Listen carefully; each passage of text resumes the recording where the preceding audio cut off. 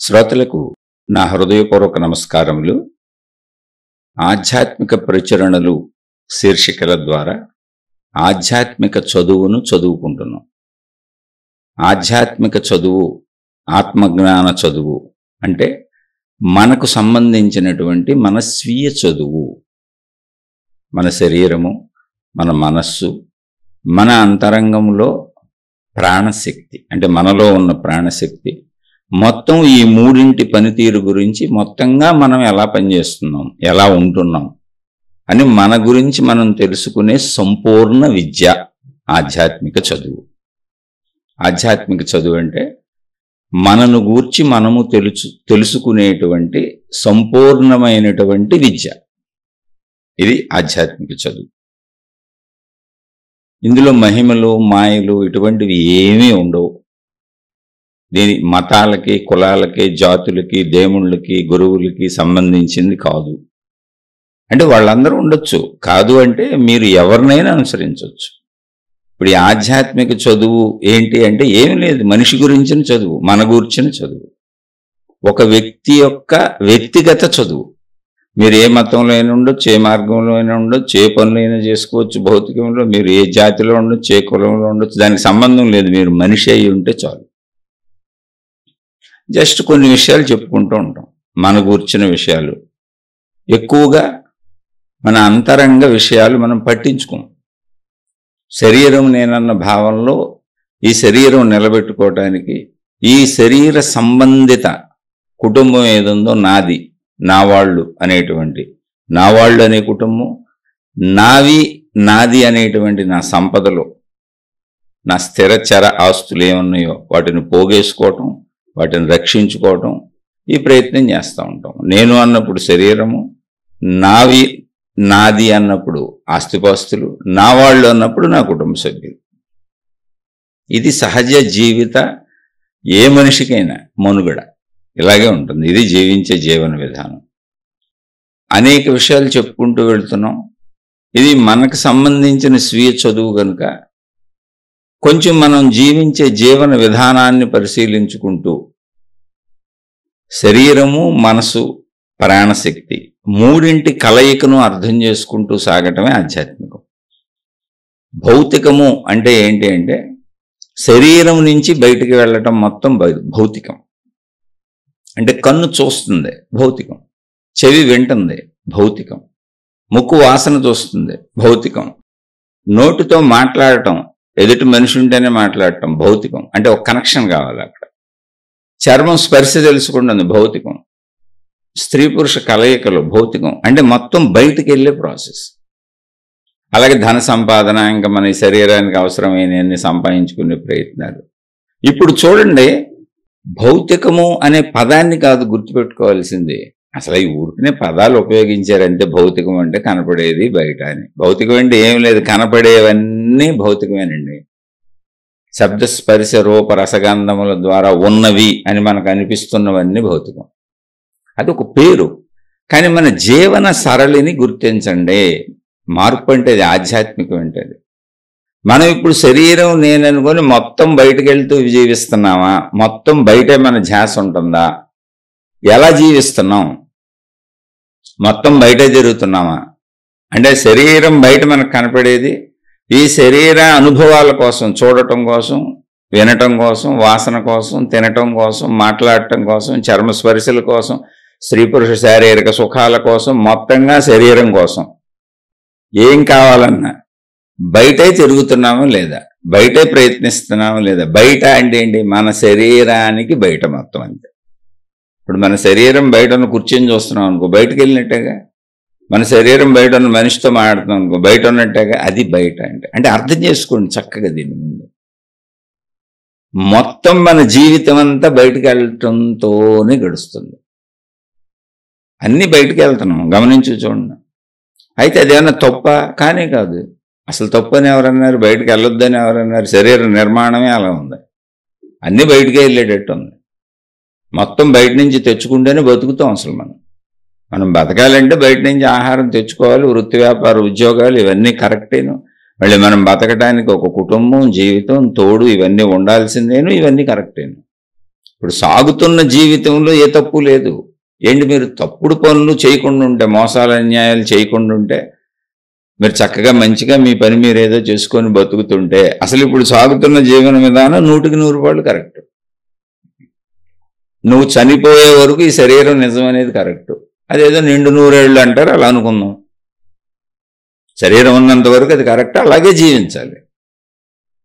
అయితే ఇక్కడ నేను గమనించమంటున్నా. గమనించటం అంటే ఏంటి, మొత్తం బయటకు వెళ్ళిపోతున్నాం. ఏదైనా బయట చేస్తున్నాం మనం, మొత్తంగా ఏదైనా బయటకు వెళ్తున్నాం. ఓకే, బయటకు వెళ్తున్నాం. ఈ బయటకి వెళ్ళే ప్రాసెస్ని గమనించండి, అదే ఆధ్యాత్మికం. మీరు మామూలుగా మీరు ధన సంపాదన చేసుకోండి, వృత్తి వ్యాపార ఉద్యోగాలు చేసుకోండి, మీ జీవితం గడిపేసుకోండి, మొత్తం అంతా జీవించేయండి, మామూలుగా రొటీన్గా జీవించేయండి. ఆ జీవించడానికి ఏమి ఇంకా పెద్ద విశేషం అక్కర్లా. మీ విధానంలో మీరు జీవించుకుంటూ వెళ్ళిపోండి. మీ మతం ఏదైతే, మీ కులం ఏదైతే, మీ జాతి ఏదైతే, మీకున్న వృత్తి వ్యాపార ఉద్యోగాలు ఏవైతే, మీ కుటుంబ పద్ధతులు ఏవైతే, మీ ఆచార సాంప్రదాయాలు ఏవైతే, ఆ ప్రకారం జీవించేసేయండి. అందులో ఏ మార్పులు అసలు చేయకండి, చేయక్కర్లేదు. చెడు ఉంటే మార్చుకోండి, అంతే, సింపుల్. మీరు చెడు పనులు చేస్తుంటే మానేయండి, వ్యసనాలు ఉంటే మానేయండి. ఎందుకంటే వ్యసనాలు మిమ్మల్నే పాడు చేస్తాయి. మీరు ఎవరినన్నా మోసం చేస్తున్నా, చెడు చేస్తున్నా, తప్పు చేస్తున్నా, అదన్నీ తిరిగి మీకే వస్తుంది. కాబట్టి అది మానేయండి, అంతే. మిగిలిన ఏమి మార్చుకోక్కర్లేదు. అసలు మీరు ఏది మారక్కర్లేదు, ఎలా ఉన్నారో అలా ఉండండి. కానీ ఆధ్యాత్మికం అంటే ఏంటి, మనని మనం పూర్తిగా తెలుసుకోవటం. స్వీయ చదువు, సంపూర్ణంగా మన గూర్చిన చదువు. అంటే ఎవరికి వాళ్ళకి ఒక్కళ్ళకే, అది వ్యక్తిగతం. చాలాసార్లు చెబుతున్నా, మీరు గుర్తుపెట్టుకోండి, వ్యక్తిగతం. మీరు ఇది వింటున్నప్పుడు మీకు వేరే ఇతర ఎవరు గుర్తు రాకూడదు. కనీసం మీ భార్య, మీ భర్త, మీ పిల్లలు, రెండో వాళ్ళు ఎవరు కూడా గుర్తు రాకూడదు. మీ కుటుంబ సభ్యులు మీకు మీరు సంపూర్ణంగా కనపడాలి. సంపూర్ణంగా మీకు మీరు లోపల మొత్తం మనం ఏం మాట్లాడుకుంటున్నాం అదంతా మీకే వర్తింపజేసుకొని మిమ్మల్ని మీరు గమనించుకుంటూ ఉండాలి. అప్పుడే ఇది ఆధ్యాత్మిక చదువు అవుతుంది. మీకు ఎవరైనా గుర్తొస్తున్నారు అనుకోండి, బయటకు వెళ్ళిపోయారుగా, మళ్ళీ బయటకు వెళ్ళిపోయారు. మీరు బయటకు వెళ్ళటం అనేది రొటీన్ ప్రాసెస్ జీవితంలో. ఇప్పుడు మనం ఇది ఆధ్యాత్మిక చదువు అంటే మనం చూసుకుంటానికి పెట్టుకున్నటువంటి కాలం ఇది. మీరు వింటున్నంతసేపు ఇది శ్రవణ సాధన, వింటున్నారు, మననం. తర్వాత ఖాళీ ఉన్నప్పుడు మననం చేసుకోండి, లేదా కూర్చొని సాధన చేసుకోండి. అది ఎంతసేపు, ఇది వింటున్నంతసేపు. తర్వాత మీ జీవితంలో మీకు ఎంతసేపు కుదిరితే, పావు గంట, అరగంట, 10 నిమిషాలు, 5 నిమిషాలు, గంట, 2 గంటలు, మీ వీలుని బట్టి. అది కూడా మీ వీలులో మీకు ఒకవేళ సమయం ఎక్కువ ఉండొచ్చు. ఇప్పుడు నేనున్నాను, నాకు చాలా సమయం ఉంది. ఎందుకనంటే జీవితకాలం మౌనం పెట్టేసుకున్నాను. ఇప్పుడు 4వ సంవత్సరం. నాకు ఏ పనులు లేవు, చిన్న చిన్న ఇంటి పనులు ఉంటాయి అంతే. ఎందుకంటే నాకు నా భార్య, నా 2 పిల్లలు, ఇంకెవరితో కలవట్లేదు, ఎవరిని మాట్లాడట్లేదు, అసలు ఎవరి జోలికి నేను వెళ్ళట్లేదు. నా జోలికి ఎవరో వచ్చే అవకాశం కూడా లేదు. మా ఇంటికి ఎవరిని రావద్దని కూడా చెప్పాను. కాబట్టి నా బాధ్యతలుగా నా పిల్లలు చదువుకుంటున్నారు, నా భార్య ఉంది, పిల్లలు ఎక్కడో దూరంగా చదువుకుంటున్నారు. కాబట్టి రోజు బాధ్యత లేదు. ఏదన్నా వాళ్ళు ఫోన్ చేస్తే కాసేపు వాళ్ళతో మాట్లాడటం, వాళ్ళకి అవసరమైనవి సమకూర్చడం అంతే. ఇక నా భార్య ఉంది, ఎప్పుడన్నా వారానికి 10 రోజులకు ఒకసారి కూరగాయలు, సరుకులు తెచ్చుకోవడం, ఏదన్నా ఆరోగ్యం బాగోపోతే డాక్టర్లకి వాళ్ళకి చూపించడం, నేను చూపించుకోవడం, లేదా ఏ మందులు తెచ్చుకోవడం. అది ఎప్పుడో జరుగుతాయి. ఆరోగ్యాలు మందులనే అరుదు. రొటీన్లో ఒక వారంకో 10 రోజులకు ఒకసారి వెళ్ళి అన్నీ తెచ్చుకుంటే అయిపోద్ది. కాబట్టి నాకు ఇప్పుడు మామూలుగా చూస్తే రోజంతా ఖాళీనే, మొత్తం రోజు నేను ఖాళీనే. అందులో నిద్రపోయే టైం ఒక 8 గంటలు, కాలకృత్యాలు, మిగిలినటువంటి శరీర అవసరాలు, స్నానం చేయటం, బ్రష్ చేసుకోవటం, కాలకృత్యాలు ఇవన్నీ ఒక గంట వేసుకుంటే, ఒక 9 గంటలు పోను, ఒక 10 గంటల కాలం తీసేస్తే మిగిలిన 14 గంటలు నేను ఖాళీగానే ఉన్నాను. అందులో ఏదన్నా మీతో ఒక గంట ఇలా పంచుకుంటున్నాను. అయితే ఈ గంట పంచుకునేది మాట్లాడేటప్పుడు మాట్లాడాలి. గంట మాట్లాడాను అనుకోండి, మళ్ళీ దీన్ని ఎడిటింగ్ చేసుకొని ఇదంతా తయారు చేసి యూట్యూబ్లో అప్లోడ్ చేసేయటానికి ఒక 3-4 గంటలు పడుతుంది. కొంచెం ఇదంతా జాగ్రత్తగా చేసుకోవాలి. అలా ఒక పూట ఒక 4 గంటలు గడుస్తుంది. ఇంకా అలాగే ఉన్నాయి 10 గంటలు. ఇప్పుడు ఇంకా 10 గంటలు అలాగే ఉన్నాయి. ఆ 10 గంటల్లో నేనేమన్నా 10 గంటలు వరుసగా సాధన చేయగలుగుతున్నానంటే అస్సలు చేయలేకపోతున్నాను. ఎందుకంటే శరీరం సహకరించాలి. నాకు 55 ఏళ్ల వయసు వచ్చింది. కొన్ని రకాల యాంగిల్స్లో విపరీతమైనటువంటి నొప్పులు, బాధలు వస్తూ ఉంటాయి. వెళ్ళి సాధన చేద్దామంటే ఒకప్పుడు కుదిరింది, ఇప్పుడు కుదరట్లేదు. అలాగే శారీరక అనారోగ్యాలు, బాధలు ఇవి సహకరించవు. అందుకని మొండిగా చేయకండి. నాదే ఎందుకు చెబుతున్నానంటే మొండిగా చేయకండి. ఇది మనసు అంగీకరించాలి, శరీరం అంగీకరించాలి. అందుకని ముందు శరీరానికి మనసుకు నేర్పండి. అందుకని ఇది గమనించండి అంటున్నా. ముందు జ్ఞానం తెలిస్తే తర్వాత స్లోగా సాధన తెలుస్తుంది. జ్ఞానం తెలియకుండా సాధన ఎలా వస్తుంది?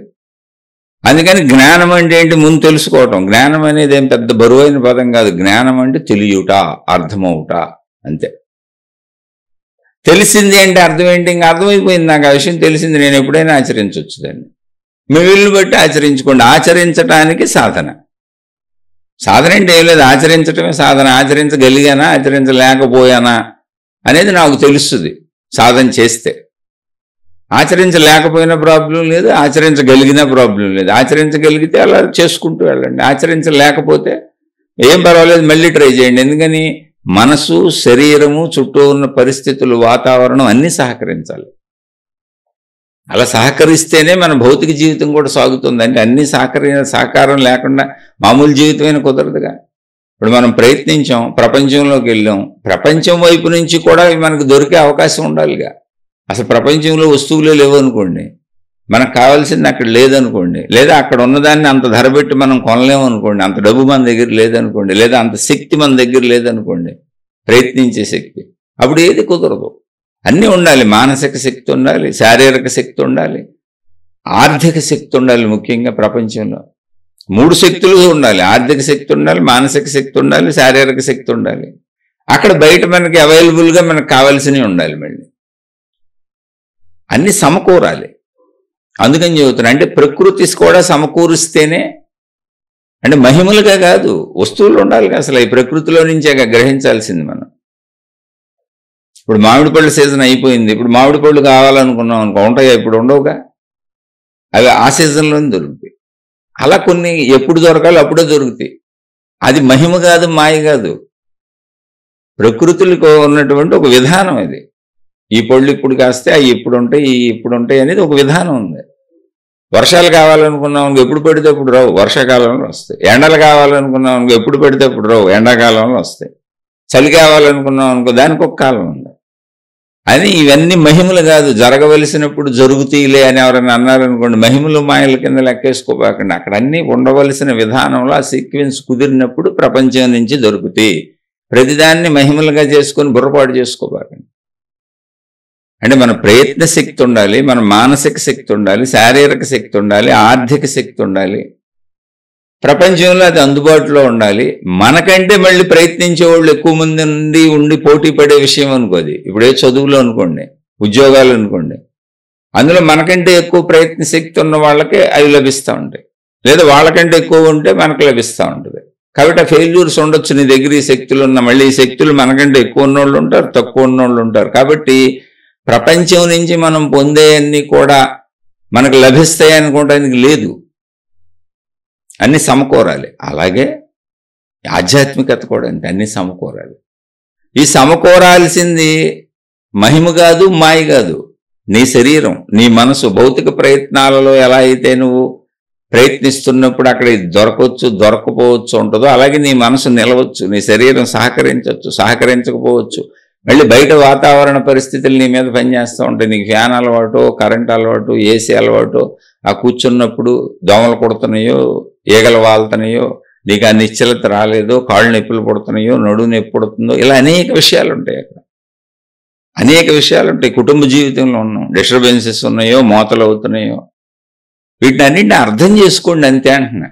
అలానే ఎవరి మీదకి వెళ్ళిపోబాకండి. సాధన చేస్తున్నాను కాబట్టి మోతలు ఎవరు చేయకూడదు, ఇతరుల మీద కోపం తెచ్చుకోవడం, దోమలు కొడుతుంటే దోమల మీద కోపం రావడం, ఇసుగు రావడం, ఈగల మీద ఇసుగు రావడం, ఆడికి ఏం తెలుసు నువ్వు ధ్యానం చేస్తున్నావని. అలాగే మనుషులు ఎవరికైనా సరే వాళ్ళ బతుకు వాళ్ళు, అవన్నీ నువ్వు ఓర్చుకొని సాగటం సాధన. ఆ విషయం తెలుసుకోండి. సాధనా సమయంలో మీరు ఏదైనా సరే, ఇప్పుడు వింటున్నారు, వింటున్నప్పుడు ఎవరినైనా డిస్టర్బ్ చేశారనుకోండి మిమ్మల్ని, ఏమవుతుంది? మళ్ళీ వినండి. తర్వాత ఒక అసహనానికి గురవకపోవడమే ముందు సాధన. కాముగా ఉండండి. ఇప్పుడు నేను మీ రికార్డ్ చేస్తూ ఉంటా, ఏ శబ్దమైనా రికార్డ్ అయిపోద్ది. మధ్య మధ్యలో బోల్డ్ శబ్దాలు వస్తాయి, బోల్డ్ డిస్టర్బెన్స్లు వస్తాయి, బోల్డ్ ఇబ్బందులు వస్తాయి. ఎవరికి అందుబాటులో ఉండాలి, మా పిల్లలకి అందుబాటులో ఉండాలి, ఇంట్లో అందుబాటులో ఉండాలి. గోల్డ్ మీద డిస్టర్బ్ చేస్తుంటారు. ఏముంది, మళ్ళీ అదంతా మళ్ళీ చేసుకుంటాను. అసహనానికి గురవను. ఎందుకనంటే అసహనానికి గురి అయ్యాను. అదేంటి మంచి చెబుతూ మళ్ళీ నేను అసహనానికి గురయ్యి వీళ్ళందరినీ అంటాం ఏంటని నాకే అనిపించింది. అసలు నేను చెప్పేది మంచి కదా, శాంతంగా ఉండమని కదా, ప్రశాంతంగా ఉండమని కదా. మంచిని చెప్పడం కోసం నేను మళ్ళీ చెడులోకి వెళ్తాం ఎందుకు, అసహనాలకు గురవడం ఎందుకు అనేది వెలిగింది. అది సాధన. ఎవరికి వాళ్ళకి వెలగటమే. ఎప్పుడు వెలుగుద్ది? నన్ను నేను పరిశీలించుకుంది. నేనేదో గొప్ప పని చేసేస్తున్నాను, నాకు అందరూ సహకరించాలని ఎప్పుడు అనుకోబాకండి. అసలు అనుకోకుండా ఉండటమే సాధన. గొప్ప పని లేదు, తక్కువ పని లేదు, ఎక్కువ పని లేదు. అర్థమైంది నీకు, చేస్తున్నావు. అర్థం అవని వాళ్ళు అలా వెళ్తున్నారండి. ఇప్పుడు ఆత్మజ్ఞానము అన్నాం అనుకోండి, అసలు ఎందుకు ఆత్మజ్ఞానం అందరికీ? వాళ్ళు హాయిగా ఉన్నారు, సంతోషంగా ఉన్నారు. ఇప్పుడు ఆత్మజ్ఞానం అని తెలుసుకుంటున్న వాళ్ళు ఎవరో, దాని గురించి తెలిసింది. ఎందుకు తెలిసింది? జీవితం వాళ్ళకి నచ్చలేదు, ఏదో ఇబ్బందులు కలిగినాయి, బాధలు కలిగినాయి, కష్టాలు కలిగినాయి. అసలు ఇదంతా ఏంటి అనిపించింది. ఎక్కడో ఏదో ఆసక్తి కలిగింది, అసలు ఇదంతా ఏంటి అనిపించింది. అప్పుడు ఆలోచన మొదలు పెట్టుంటాం.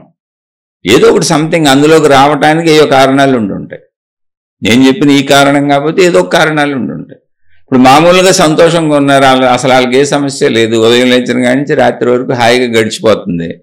లేదా ఆ తప్పులు చేయటం, ఆ ఆనందాలు, ఆ వ్యసనాలు, అవి వాళ్ళకి ఆనందంగా ఉన్నాయి. ఇప్పుడు తాగుతూ ఆనందంగా పడిపోవటం అతనికి ఆనందంగా ఉంది. అసలు అతనికి ఏది తెలుసుకోవాలని లేదు. తెలుసుకోడు. మనకేంటి ప్రాబ్లం? అతనికే ప్రాబ్లం లేదు అసలు. అలా వ్యభిచారులు ఉన్నారు, ప్యాకెట్ల వాళ్ళు ఉన్నారు, డబ్బు పిచ్చోళ్ళు ఉన్నారు, జోదగాళ్ళు, రకరకాల వాళ్ళు ఉంటారు ప్రపంచంలో, స్త్రీలు పురుషులు ఎవరైనా. ఇప్పుడు వీళ్ళందరూ ఎందుకు తెలుసుకోవట్లేదంటే వాళ్ళు అక్కడ కంఫర్టబుల్గా ఉన్నారు. వాళ్ళ తప్పుల్లోనో, వాళ్ళ రైటుల్లోనో, వాళ్ళ వ్యసనాల్లోనో, వాళ్ళకి సంబంధించిన ఏదైతే అది అందులో కంఫర్టబుల్గా ఉన్నారు. ఇప్పుడు ఎందుకు వాళ్ళని మీరు తెలుసుకోవట్లేదని అసలు అనుకోవటం ఎందుకు? వాళ్ళు చెడో మంచో అని మనం ఎస్టిమేషన్ వేయటం ఎందుకు? మనకెందుకు? వాళ్ళు కంఫర్టబుల్గా ఉన్నారు అక్కడ. మనం ఇక్కడ దాకా ఎందుకు వచ్చామంటే ఇది వెంటంటే కానీ కంఫర్టబుల్గా లేదు, ఇది తెలుసుకుంటే కానీ కంఫర్టబుల్గా లేదు. అక్కడ ఏదో మన కంఫర్ట్ తగ్గింది, అందుకని ఇటు వచ్చాం. సింపుల్ అంతే, ఏం లేదు ఇందులో. మీరు కావాలని చెక్ చేసుకుంటూ వెళ్ళండి. మీరు ఇక్కడ దాకా ఎలా వచ్చారనే దాన్ని వెనక నుంచి చెక్ చేసుకోండి. కాబట్టి ఇది ఎలాగో మళ్ళీ భక్తి విధానాలు, దేవుళ్ళు, మతాలు, మార్గాలు, గురువులు, పద్ధతులు, వాళ్ళు అక్కడ కంఫర్ట్గా ఉన్నారు, ఉండే. మరి మీరు కూడా చెబుతూ ఉంటారు కదండి, అందరినీ నమ్మకండి, మోసపోతూ ఉంటారు, మాయలు ఉండవు, మహిమలు ఉండవు అని చెబుతూ ఉంటారు కదండి. అంటే అదే చెప్పి అక్కడ కంఫర్ట్ లేదు నాకు. నేను వాటిని నమ్మను, నాకు కంఫర్ట్ లేదు. ఆత్మజ్ఞాన మార్గంలో నాకు కంఫర్ట్ ఉంది. నాకు మాయలు అక్కర్ల, మహిమలు అక్కర్ల, నమ్మకాలు అక్కర్ల, తాళ్ళు అక్కర్ల, తాయెత్తులు అక్కర్ల. ఎందుకంటే అవి కావాలని వెళ్తే అంతులేనన్ని ఉన్నాయి. పోనీ అంతులేనన్ని వాటిని అయ్యాన్ని మన కష్టాలు తీర్చేస్తున్నాయి అంటే తీర్చట్లేదు. భూమి మీద మనుషులందరూ అలాగే కష్టాలు పడుతూనే ఉన్నారు. ఇవన్నీ అమ్ముడవుతూనే ఉన్నాయి. రంగురాళ్ళ నుంచి అన్నీ అమ్ముకునే దుకాణాలు ఉన్నాయి. కష్టాలు గల సాగుతూనే ఉన్నాయి. ప్రతి ఊర్లోనూ వందల వేల హాస్పిటల్స్ ఉన్నాయి. టాప్ మోస్ట్ సిటీస్కి వెళ్ళారంటే మీరు అన్నీ టాప్ మోస్ట్ కార్పొరేట్ హాస్పిటల్ లేని ఊరు కానీ, చిన్న కుగ్రామం అయినా సరే, మందుల షాపు లేని ఊరు కానీ ఉండదు. అసలు ఒక సందులో 4-10 మందుల షాపులు ఉన్నాయి. కాబట్టి ఇదంతా కామనం. అది అర్థమైంది. అది అర్థమైనాక ఏముందిలే, అదంతా కామన్, అలా ఉంటుందిలే, శరీరానికి ఏదో వస్తూ ఉంటుంది, పోతూ ఉంటుంది, అవి జరుగుతూ ఉంటాయి అని. అక్కడ కంఫర్ట్ లేదు కాబట్టి నాకు కంఫర్ట్ ఇక్కడగా ఉంది, అందుకని ఇందులోకి వచ్చాను. ఇది నా కంఫర్ట్ జోన్. అంటే నాకు ఇది అర్థమవుతుంది, సహజ సరళంగా బాగుంది. ఇక్కడే మహిమల్లో, మాయల్లో, గారడీల్లో, మంత్రాల్లో, తంత్రాల్లో, యంత్రాల్లో. ఇప్పుడు మహిమలో, మాయలు ఉన్నాయి అనుకోండి, బోల్డ్ ప్రశ్నలు వస్తున్నాయి. వీళ్ళ దగ్గర ఎందుకు జరుగుతున్నాయి, వీళ్ళకే ఎందుకు జరుగుతున్నాయి, వీళ్ళకే ఎందుకు కనపడుతుంది, మనకెందుకు కనపడతలేదు, అసలు వీళ్ళు నిజం చెబుతున్నారా, అబద్ధం చెబుతున్నారా, దానికి నిరూపణ లేని సత్యములు. అందులో మోసం ఉండొచ్చు, నిజం ఉండొచ్చు, అబద్ధం ఉండొచ్చు, ఎన్నైనా ఉండొచ్చు తప్ప అది ఎప్పటికీ ఉపయోగం లేదు. పోనీ మహిమలన్నీ అన్న ప్రపంచాన్ని రక్షించేసినాయా? పోనీ నమ్ముదాం కాసేపు, అసలు నమ్ముదాం. దేవుళ్ళ మహిమలు, దేవతల మహిమలే నమ్ముదాం. పోనీ ప్రపంచంలో ప్రాబ్లమ్స్ ఏంటి అసలు? అంటే మళ్ళీ కర్మ సిద్ధాంతం పనిచేస్తుంది అన్నాడు. కర్మ సిద్ధాంతం పనిచేస్తున్నప్పుడు మహిమలు పనిచేయకూడదు కదా. అంటే మళ్ళీ దానికి ఏదో ఎవరికి తోచిన వాళ్ళు చెబుతున్నారు. ఎందుకు ఈ గందరగోళం? అసలు సహజంగా బతుకుదామని అందులో 25-30 ఏళ్ళు ప్రయాణించాను. ఆ గందరగోళం చూసి, ఆ గందరగోళం తెలుసుకుంటూ ఇది కూడా తెలుసుకున్నాను. ఇది చాలా కంఫర్ట్గా ఉంది. నా రోగం నేను అనుభవిస్తాను, నేను సంపాదించుకుంది నేను తింటాను, నాకున్న దాంతో నేను తృప్తిగా ఉంటాను, నాకున్న కుటుంబ సభ్యులు ఎవరో, నాకున్నటువంటి మనుషులు ఎవరో, వాళ్ళతో వచ్చే ఇబ్బందులు, కష్టాలు, సుఖాలు నాకు చాలా, వాళ్ళతో అవన్నీ పడతాను. ఎందుకని ఆ ప్రపంచం ఇంతే, ఇలాగే ఉంటుంది. ఇప్పుడు వర్షం వచ్చింది, నేనేం చేయను, వర్షాకాలం నాకు సరిపడదు, నా ఆరోగ్యానికి సరిపడదు, జలుబు చేసేస్తుంది, ఊపిరాడదు. చలికాలం కూడా అంతే, నాకు సరిపడదు, ఊపిరాడదు, ఇబ్బంది పడిపోతాను అంటే కాలం మారిపోద్దా? మారదుగా. కాలం ఎలా మారదో చుట్టూ ఉన్న మనుషులంతే, పరిస్థితులు అంతే. ఈ సత్యం అర్థమైతే నువ్వు చాలా ప్రశాంతంగా ఉంటావు. అది నేను చెప్పదలిచిన విషయం. మన అశాంతి ఎందుకు పోతుంది అంటే మనం అందరినీ ఏదో ఒకటే ఎస్టిమేట్ వేస్తున్నాం. అందరి మీద మనకి ఏదో ఒక ఒపీనియన్ ఉంది. మతాల మీద, కులాల మీద, జాతుల మీద, మనుషుల మీద, మన ఇంట్లో కుటుంబ సభ్యుల మీద, చుట్టూ ఉన్న అందరి మీద ఏదో ఒక ఒపీనియన్ తయారు చేసుకోకుండా అసలు బతకం మనం. ఆత్మజ్ఞాన మార్గంలో, ఆధ్యాత్మికతలో జ్ఞానం అంటే ఏంటంటే నీ ఒపీనియన్ తప్పు, నీ ఒపీనియన్ నీది.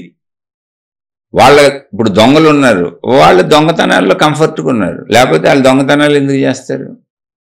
పోలీసులు పట్టుకున్నారు, చితక్ కొడుతున్నారు, శిక్షలు వేస్తున్నారు, జైళ్ళల్లో పెడుతున్నారు, మళ్ళీ వచ్చి దొంగతనాలు చేసుకుంటున్నారు. వాళ్ళకి అదే కంఫర్ట్గా ఉంది.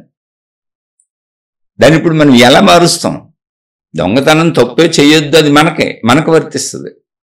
ఎవరు ఆ మాట చెప్పేవాళ్ళకి, దొంగతనాలు చేయకండి, వ్యభిచారాలు చేయకండి, చుట్టా బీడి సిగరెట్లు తాకండి, మాదక ద్రవ్యాలకు అలవాటు పడకండి, తప్పులు చేయకండి, మంచిగా బతకండి, ఇవన్నీ ఎవరు? అవన్నీ వదిలేసి అవి కంఫర్ట్గా లేవని ఇక్కడికి వచ్చారు వీళ్ళు. అందుకని వీళ్ళ కంఫర్ట్ జోన్లోంచి అవుతున్నారు. కానీ వాళ్ళకి అవి కంఫర్ట్గా ఉన్నాయి. ఆ సిగరెట్లు తాగుతూ అలా పొగ రింగులుగా వదులుతుంటే వాళ్ళకి హాయిగా ఉంది. వాళ్ళు కొనుక్కున్న సిగరెట్ ప్యాకెట్ మీద రాసి ఉంది, ఈ సిగరెట్ తాగితే పోతావు, క్యాన్సర్ వస్తుంది, లంగ్ క్యాన్సర్ వస్తుంది, రకరకాల క్యాన్సర్లు వస్తాయి, అసలు పొగాకు ఉత్పత్తులు వాడకూడదని అడ్వర్టైజ్మెంట్లు ఇస్తున్నారు. ఆ విషయం వాళ్ళకి కూడా తెలుసు, కానీ వాళ్ళకి అది కంఫర్ట్గా ఉంది. అలా తాగేవాడికి తెలుసు, తిరిగేవాడికి తెలుసు. ఇక్కడ ఏది చేస్తున్నా తెలియకుండా చేస్తున్నవాడు ఎవడూ లేడు. నువ్వు ఎవరినో ఉద్ధరించాలని అసలు అనుకోకు. ఉద్ధరణ మాట దేవుడికి అసలు ఒపీనియన్స్ కూడా ఏర్పరుచుకోక. ఆడిష్టం కదా, అది వాళ్ళ ఇష్టం కదా, ఆమె ఇష్టం కదా. సుప్రీంకోర్టు ఈ మధ్య ఒక అద్భుతమైన తీర్పు ఇచ్చింది. ఏంటో తెలుసా? మేజర్ లేని వాళ్ళు, స్త్రీలు పురుషులు ఎవరైనా సరే, వివాహం అయినా సరే, ఎవరైనా సరే, తమకు నచ్చినటువంటి పురుషుడితో, తమకు నచ్చిన స్త్రీతో ఉండొచ్చు. ఈ స్టేట్మెంట్ ఇవ్వడానికి సుప్రీంకోర్టు ఏమైనా చిన్నదనుకుంటున్నారా? తెలివి తక్కువగా ఆలోచిస్తుంది అనుకుంటున్నారా? సుప్రీంకోర్టు అంటే ఒక మనిషి ఇచ్చాడు అనుకుంటున్నారా? కొన్ని వందల మంది కూర్చొని దాని మీద చర్చలు జరిపి, ఇప్పుడు అది ఏంటి, మనం భారతదేశం మొత్తం చెల్లుబడి అయ్యేటువంటి శాసనం అది. అదొక శాసనం. భారత రాజ్యాంగం మొత్తం చెల్లుబడి అయిపోద్ది. అది మొత్తం భారతదేశం అంతా శాసనం అది. సుప్రీంకోర్టు చెప్పిందండి. మళ్ళీ ఇంకో తీర్పు వచ్చి దాని మీద ఇంకొక నిర్ణయం ఏదన్నా తీసుకునే వరకు అదే చెల్లుబాటు అయిపోద్ది. ఇంకా అప్పుడు శిక్షలు లేవు ఇంకా అక్కడ. ఎందుకని? మేజర్లు అయిన వాళ్ళకి వాళ్ళ శరీరం మీద వాళ్ళకి హక్కు ఉంది అని. మీరు చక్కగా ఆలోచించండి. అంటే నా భార్య, నా భర్త అని కాకుండా ఒక మనిషిగా ఆలోచించండి, మీకు మీరుగా ఆలోచించండి. వివేకం అంటే అది. అక్కడ చర్చించేటప్పుడు కొన్ని వందల మంది ఎన్ని సంవత్సరాల కాలం తీసుకున్నారో దాన్ని నిర్ణయించడానికి, ఎన్ని పరిగణలోకి తీసుకున్నారో, ఎన్ని అంశాలు పరిగణలోకి తీసుకున్నారో, ఎన్ని రకాలైన మన ఊహకందని అంశాలు ఎన్ని ఉండే. ఎందుకంటే కోర్టులు కాబట్టి వాళ్ళకి తెలుస్తాయి, రకరకాల కేసులు వస్తాయి. అవన్నీ పరిగణలోకి తీసుకొని ఎంతోమంది పెద్ద పెద్ద విద్యావేత్తలు, మేధావులు అందరూ కలిపి నిర్ణయించినాక అప్పుడు దాన్ని ఆమోదించి సుప్రీంకోర్టు ద్వారా బయటకు వస్తుంది. దానికి అధికారయుతంగా వెల్లడించేటువంటి న్యాయమూర్తులు ఉంటారు. ఇంకా మన భారతదేశంలో దాన్ని మించింది లేదు. అదే చట్టం ఇప్పుడు. అయితే మీరు ఒక మనిషిగా ఆలోచించండి. నా భార్య, నా భర్త అని, నా పిల్లలు, నా వాళ్ళు అలా అనుకోకుండా మొత్తం ఎన్ని బంధాలు కాసేపు తీసి ఒక మనిషిగా ఆలోచించండి. ఒక మనిషికి తన సొంత శరీరం మీద హక్కు ఉంటుందా, ఉండదా? నా ఆత్మజ్ఞానం అదే ఇప్పుడు చెప్పుకునేది. నీకు నచ్చింది తింటున్నావు, నీకు నచ్చినవి కట్టుకుంటున్నావు, నీకు నచ్చినట్టు ఉంటున్నావు. అందరూ అదే కదా చేస్తున్నారు. అయితే సామాజిక కట్టుబాట్లుగా కుటుంబ వ్యవస్థని మనం తయారు చేసుకున్నాం. దాన్ని నేను కించపరచట్లేదు, అసలు అలాగే వెళ్ళాలని కూడా చెబుతున్నాను. సుప్రీంకోర్టు చెప్పింది కదా అని మీరు వెళ్ళొద్దు. సుప్రీంకోర్టు ఒక ప్రత్యేకమైనటువంటి అంశాలలో కొన్ని లక్షల అంశాలు పరిశీలించి ఉంటుంది. అంటే ఉదాహరణకు ఊరుకునే మీకే చెబుతాను. అంటే విఘ్నతగా మాట్లాడుకోవాలి మనం. విఘ్నత లేకపోతే ఆధ్యాత్మికత కాదు. ఆధ్యాత్మికత అంటే జ్ఞానాంశము, శరీరాంశము కాదు. శరీరం అయితే బయటకు వెళ్తావు, జ్ఞానం అయితే లోపలికి వస్తావు. ఆధ్యాత్మికత ఎప్పుడు లోపలే. ఇప్పుడు నేను మీతో మాట్లాడేది చూడండి, మీరు బయటకు రావడానికి లేదు. మీరు చూడండి, అలా వింటూ లోపలికి వెళ్ళిపోతూ ఉంటారు, లోపలే ఉంటారు. ఇప్పుడు వింటున్నంతసేపు మీరు అసలు వింటున్నంతసేపు ఎక్కడ ఉన్నారు చూసుకోండి, మీ లోపల ఉన్నారు, మీకు లోపల అర్థమవుతుంది. ఎందుకని మనిషి లేడు అక్కడ. అదే మనిషి ఉండి చదువుతుంటే మీరు బయటకు వస్తారు, మనిషి కనపడుతుంటే బయటకు వస్తారు. ఈవెన్ టీవీలో బొమ్మ పెట్టి మనిషి కనపడుతున్నా మీరు బయటకు వచ్చేసి ఆ మనిషి హావభావాలు అవన్నీ చూసి మీరు చూడండి. టీవీలో స్పీచ్లేనండి, టీవీలో ఒక మనిషి వీడియోలో చెబుతున్నటువంటి ఒక మహాత్ముడో ఎవరో గొప్ప ఆయన స్పీచ్ అనండి, మీరు ఆ చెబుతున్న స్పీచ్ మధ్యలో మిస్ అయిపోతూ ఉంటుంది, బుర్ర తీసుకోదు. ఎందుకో తెలుసా, ఆ మనిషిని కూడా గమనిస్తుంటాం, హావభావాలు, వాళ్ళ డ్రెస్సింగ్ స్టైల్ అవి కూడా తీసుకుంటూ ఉంటుంది బ్రెయిన్. ఎందుకని దృశ్యం ఉంది అక్కడ. దృశ్యం కన్ను స్వీకరిస్తుంది, శబ్దం చెవి స్వీకరిస్తుంది. రెండు కలిపి లోపలికి వెళ్తున్నాయి. ఇప్పుడు రెండు మిక్స్ అవుతాయి. అంటే ఈ శబ్దజాలం అంతా కూడా ఆ దృశ్యము తరుపు అయింది అని మిక్స్ చేసుకొని లోపలికి తీసుకెళ్తా ఉంటుంది. ఇప్పుడు ఇక్కడ దృశ్యం లేదు, ఓన్లీ శబ్దం వెళ్తుంది. అంటే మొత్తం మీ శక్తి, మీ ఎనర్జీ అంతా, ఇప్పుడు మీ శరీరంలో ఎనర్జీ అంతా ఓన్లీ శబ్దాన్ని అర్థం చేసుకుంటుంది అంతే. అందుకే దృశ్యం పెట్టలే నేను. దృశ్యం కూడా ఉందనుకోండి అక్కడ.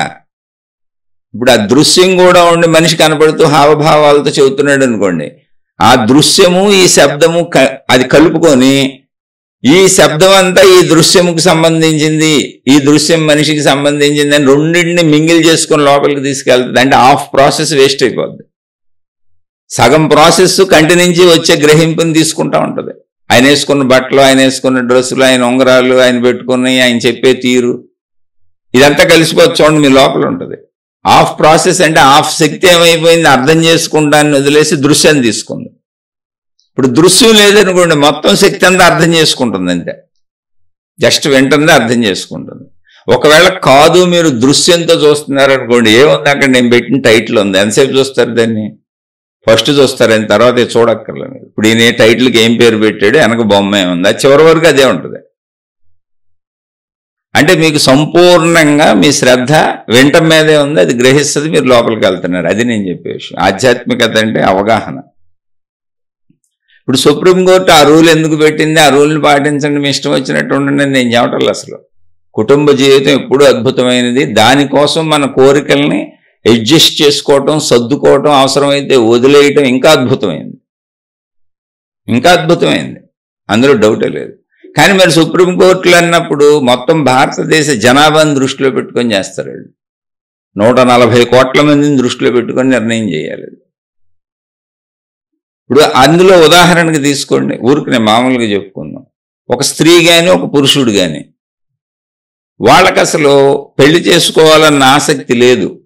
వాళ్ళకి శారీరక కోరికలకు సంబంధించిన హార్మోన్స్ అసలు ఉత్పత్తి అవటం లేదు. ఎందుకంటే హార్మోన్స్ ఉత్పత్తి అయితేనే మనం ఏమైనా చేయగలిగింది. మనలో కెమికల్ రియాక్షన్ అది. ఆ కెమికల్ రియాక్షన్ లేకపోతే అసలు నేను మాట్లాడలేను, కళ్ళు చూడలేవు, కదలలేవు, శరీరం కదపలేము, ఏమీ జరగదు. మొత్తం కెమికల్ ఫ్యాక్టరీ మనది. దాన్ని హార్మోన్స్ అన్నారు. ఆ హార్మోన్లు రిలీజ్ అవ్వకపోతే అసలు ఆ కోరిక పుట్టదు. ఇప్పుడు అలా పుట్టనటువంటి వాళ్ళని ఏం చేస్తాం, మన కొడుకో మన కూతురో ఉన్నారు, వాళ్ళకి ఆ కోరిక పుడతలేదు, లేదా కోరిక తక్కువ ఉంది. అలా రకాలు ఉంటాయి. తక్కువ హార్మోన్లు తక్కువ ఉంటుంది, కొంతమందికి ఎక్కువ ఉంటుంది. ఈ డిఫరెన్సియేషన్లో మనం ఏం చేస్తాం, ఇప్పుడు మన ఆడపిల్లను మన మగపిల్లని ఇంట్లో పెట్టుకోం, ఏదో ఒకటి చేసి మనకు తెలిసినా కూడా పెళ్లి చేసేస్తాం. అలా కొన్ని లక్షల మంది, లక్షల కుటుంబాలు ఉన్నాయి.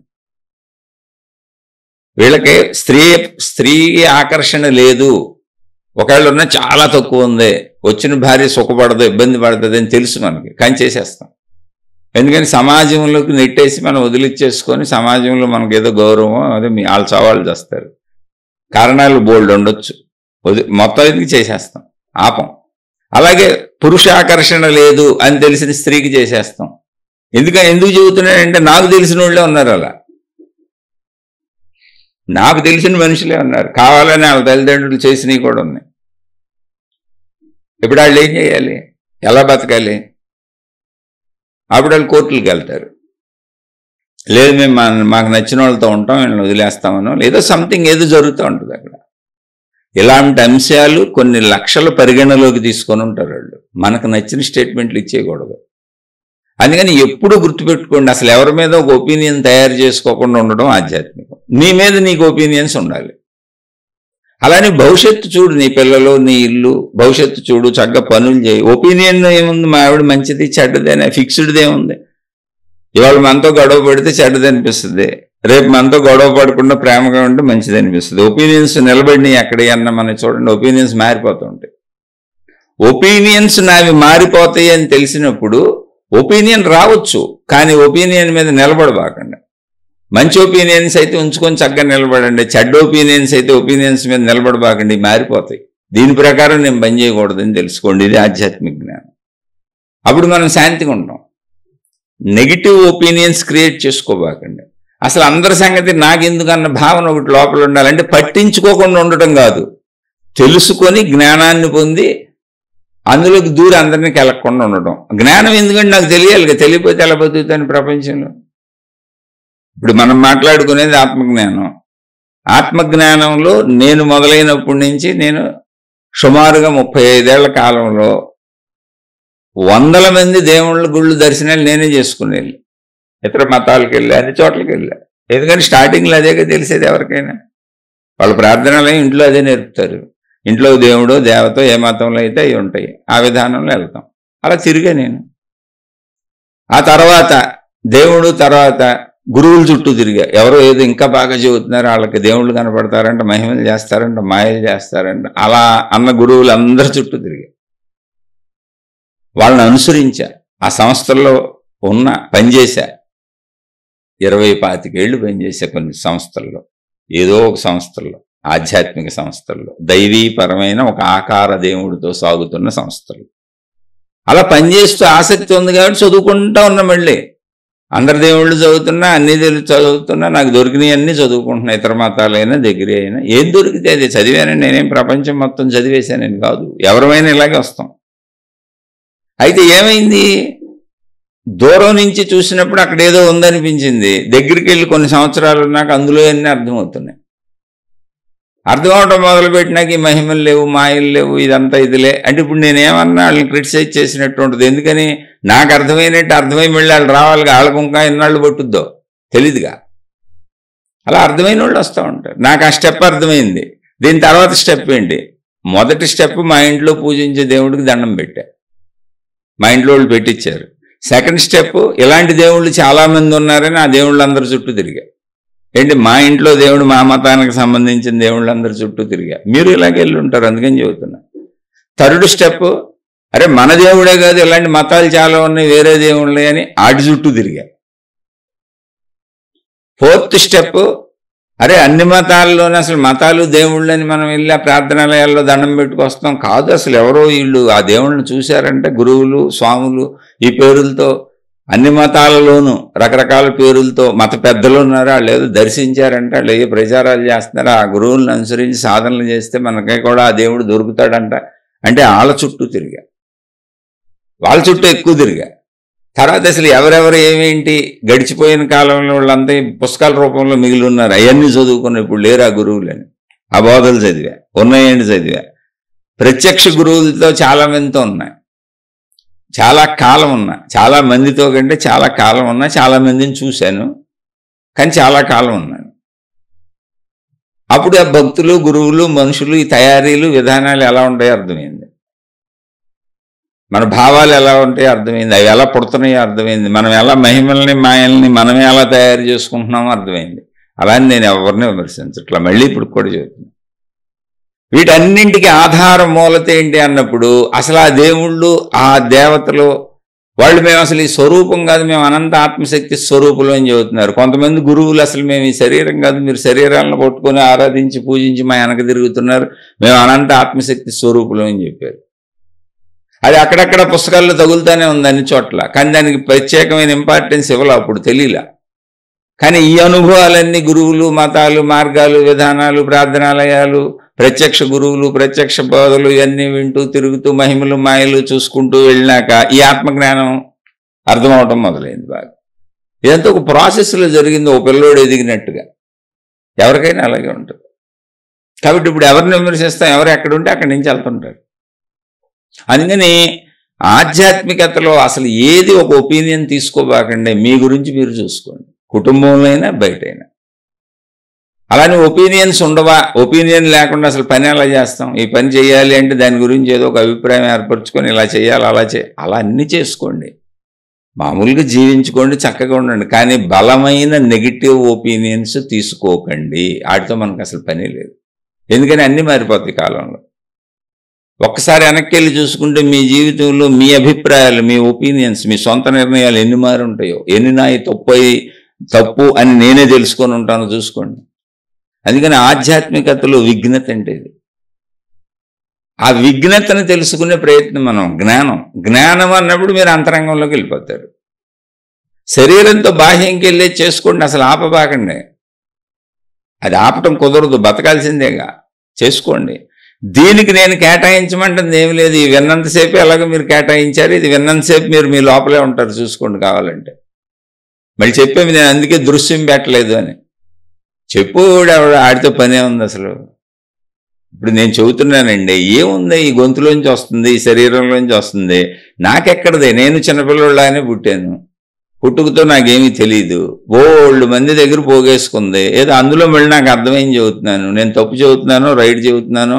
చాలామంది ఏమంటే మీరు ఎలా చెప్పారు, అలా చెప్పారు, ఇది ఆ గ్రంథంలో లేదు, ఇది ఈ గ్రంథంలో లేదు, అంత పెద్ద మహానుభావుడు ఎలా చెబితే మీరు ఎలా చెబుతారని నాకు కామెంట్లు పెడతా ఉంటారు. దీనికి వివరణ ఉండే, ఇక్కడ ఉంటే చూపించండి. నేనేం చూపిస్తాను, నాకేమొచ్చు? నేను అసలు మీ సవాళ్ళకి, మీరు విసిరే సవాళ్ళకి ప్రతి సవాళ్ళు విసిరి సమాధానం చెప్పగలిగినంత సమర్థుడినే కాదు, నేను అసమర్థుడిని, బలహీనుడిని, నాకు అంత జ్ఞానం లేదు. నాకు సవాళ్ళు విసరకండి నాయన, మీ పాదాలకు నమస్కారం అని కూడా చెబుతున్నా. అయినా పాపం ఎన్ని చెప్పినా కొంతమంది పెడతానే ఉన్నారు.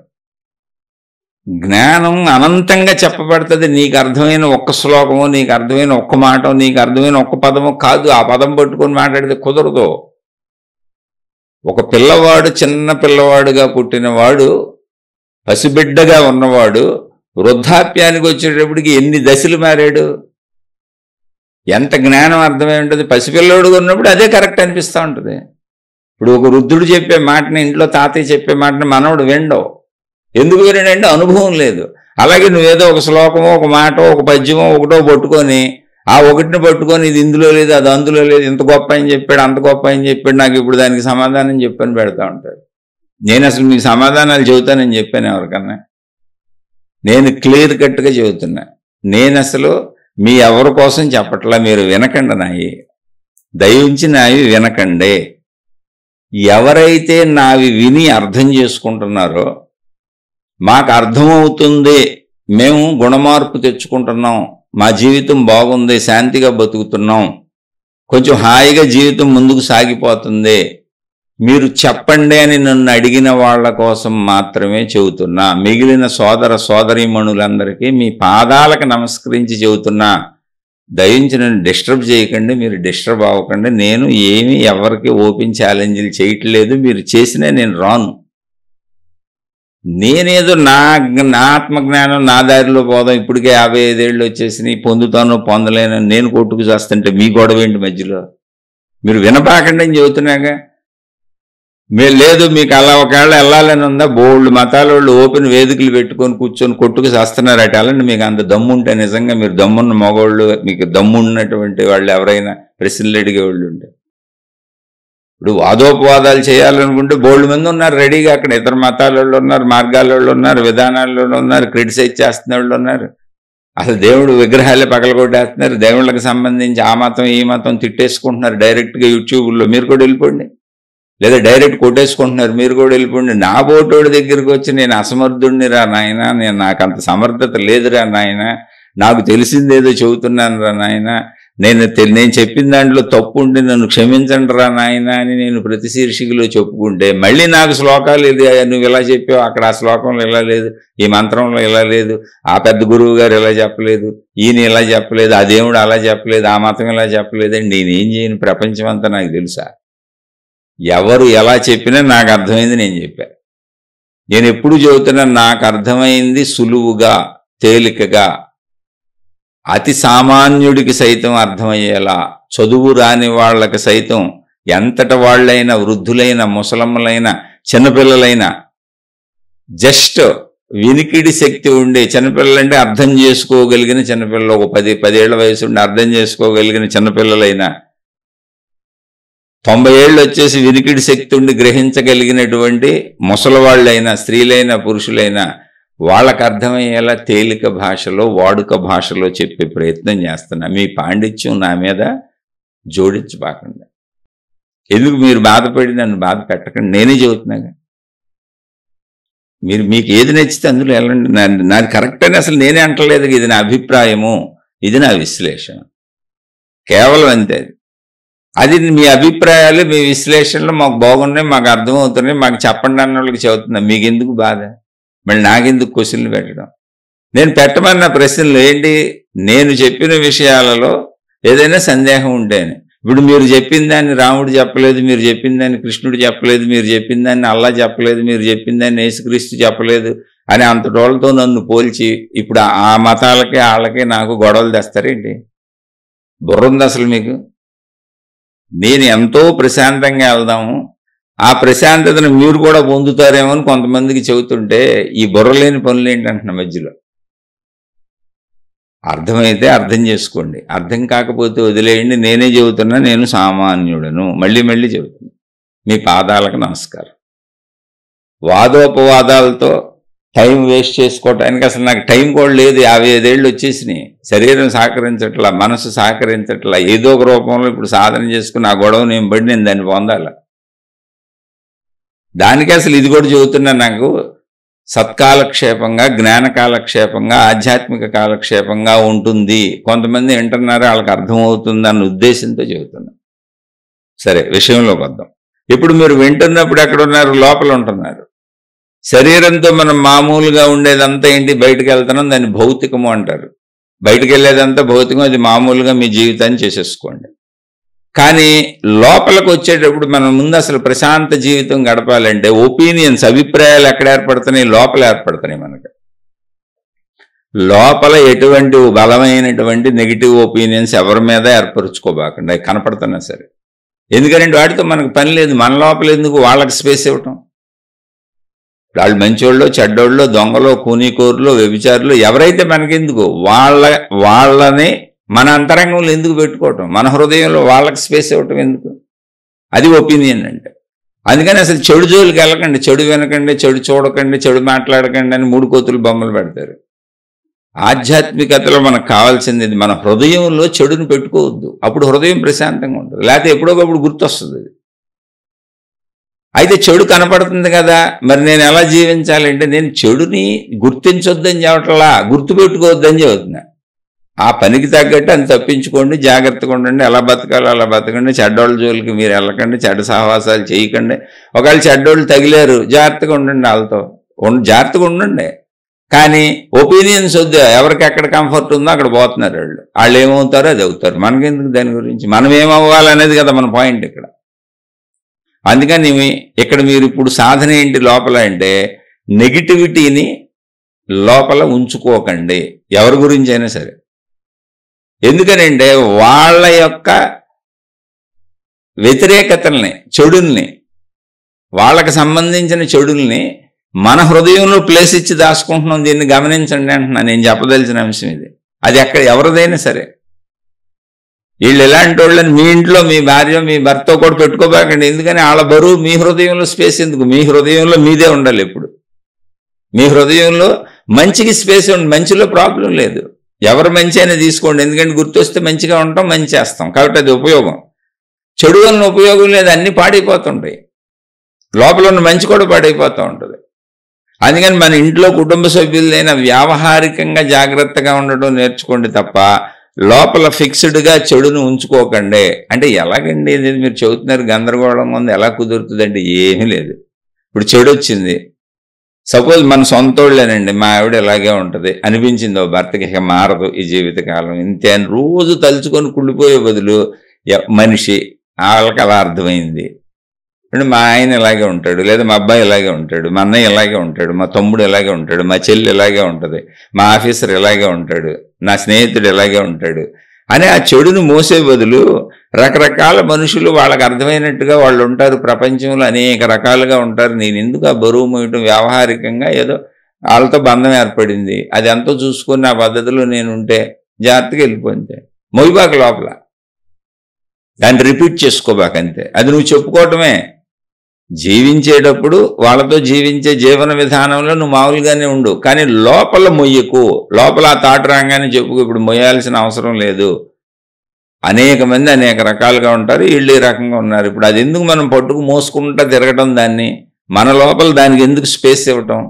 మన లోపల ఆ చెడుని ఎందుకు మోసుకొని, వాళ్ళదెవరిదో చెడుని మనం ఎందుకు మోసుకు తిరగటం అనేటువంటి దాన్ని మీరు జాగ్రత్తగా ట్యాకిల్ చేసుకోగలిగితే మీ హృదయంలో సగభాగం తేలికైపోతుంది. ఇవన్నీ అంతరంగ సాధనలే, ఇవన్నీ ఆధ్యాత్మిక సాధనలే. మీరు లోపల ఏది చేసినా ఆధ్యాత్మిక సాధనే. మీ లోపల మీరుంటే అది ఎవరిదైనా సరే చెడు మోయకండి, అసలు చెడు అనకండి, చెడు వినకండి, చెడు తెలుసుకోకండి. సింపుల్. అది తప్పనిసరిగా కొంచెం తెలుస్తాయి కదా, ఆ వ్యవహారానికి ప్రయత్నించి మాట్లాడి అక్కడికి వదిలేసి వాళ్ళని వదిలేసేయండి. బరువు మోయకండి లోపల. అది పదే పదే మననంగా మళ్ళీ జరిగిపోయిందని తలుచుకొని వీళ్ళు ఎంత చెడ్డోళ్ళు అంత చెడ్డోళ్ళు అని చూడండి. ఏదన్నా ఒక చెడు ఉంటే దాన్ని 100 మందికి 1000 మందికి 1,00,000 మందికి చెబుతానే ఉంటారు, ఎప్పటికీ చెబుతానే ఉంటారు, సంవత్సరాలు. అంటే ఏంటి? లోపల మోసుకుంటూ తిరుగుతున్నారు దాన్ని మీరు. అందుకని కనపడిన వాళ్ళకల్లా చెబుతారు. వదిలేయండి అసలు దాన్ని. మనుషులు అందరూ ఏదో రకంగా ఉంటారు, మనలో కూడా చెడు ఉంటుంది. అసలు చెడు లేని మనిషి భూమి మీద ఉండడు. మంచి చెడు కలిసి ఉంటేనే భూమి మీద మనుషులుగా ఉంటారు. అందుకని ఆధ్యాత్మికతలో ఇప్పుడు మనం అంతరంగ సాధనలు మాట్లాడుకుంటున్నాం గత 3-4 రోజుల నుంచి. లోపల ఒపీనియన్స్ ఏర్పరచుకోబాకండి. ఏంటి ఒపీనియన్స్ ఉంటాయి, బలమైన ఒపీనియన్స్ ఏర్పరచుకోబాకండి. నెగిటివ్. మంచి ఒపీనియన్స్ ఏదైనా ఉంచుకోండి, మంచికి సంబంధించి ఏదైనా ఉంచుకోవచ్చు. మళ్ళీ ఒపీనియన్స్ వద్దన్నారని మంచి ఒపీనియన్స్ పారేయబాకండి బయట. మంచిని పారేయొద్దు, మంచి ఎప్పుడు ఉంచుకోవాలి, అది మనకు మంచి చేస్తుంది. చెడు ఎప్పుడు తీసుకోకూడదు, తీసుకున్న పారేయటం నేర్చుకోండి. నాకు వద్దు పారేయటం ఏంటండి? లోపల దాన్ని అంటే ఏమొద్దు నీకు, నువ్వు చెప్పుకోవటమే.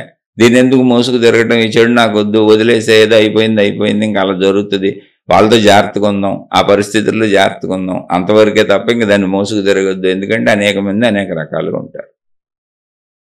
అండ్ లోపల ఒపీనియన్స్ చెడు ఏర్పరచుకోవద్దు. ఎవరికైనా సంబంధించిన చెడుని మీ లోపల మోసుకోవద్దు.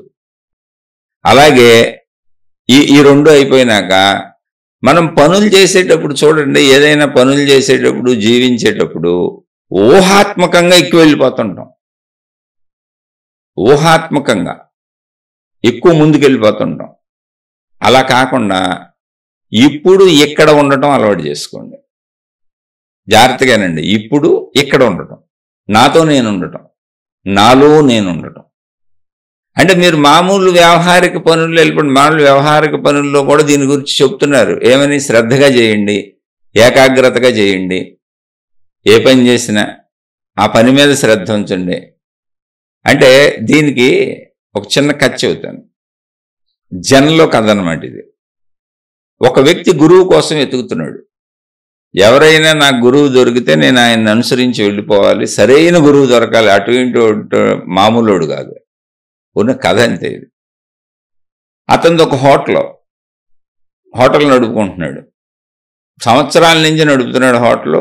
కుటుంబం ఉంది, అంతా బాధ్యతలు అయిపోయినాయి, పిల్లలు అందరూ పెద్దోళ్ళు అయిపోయారు.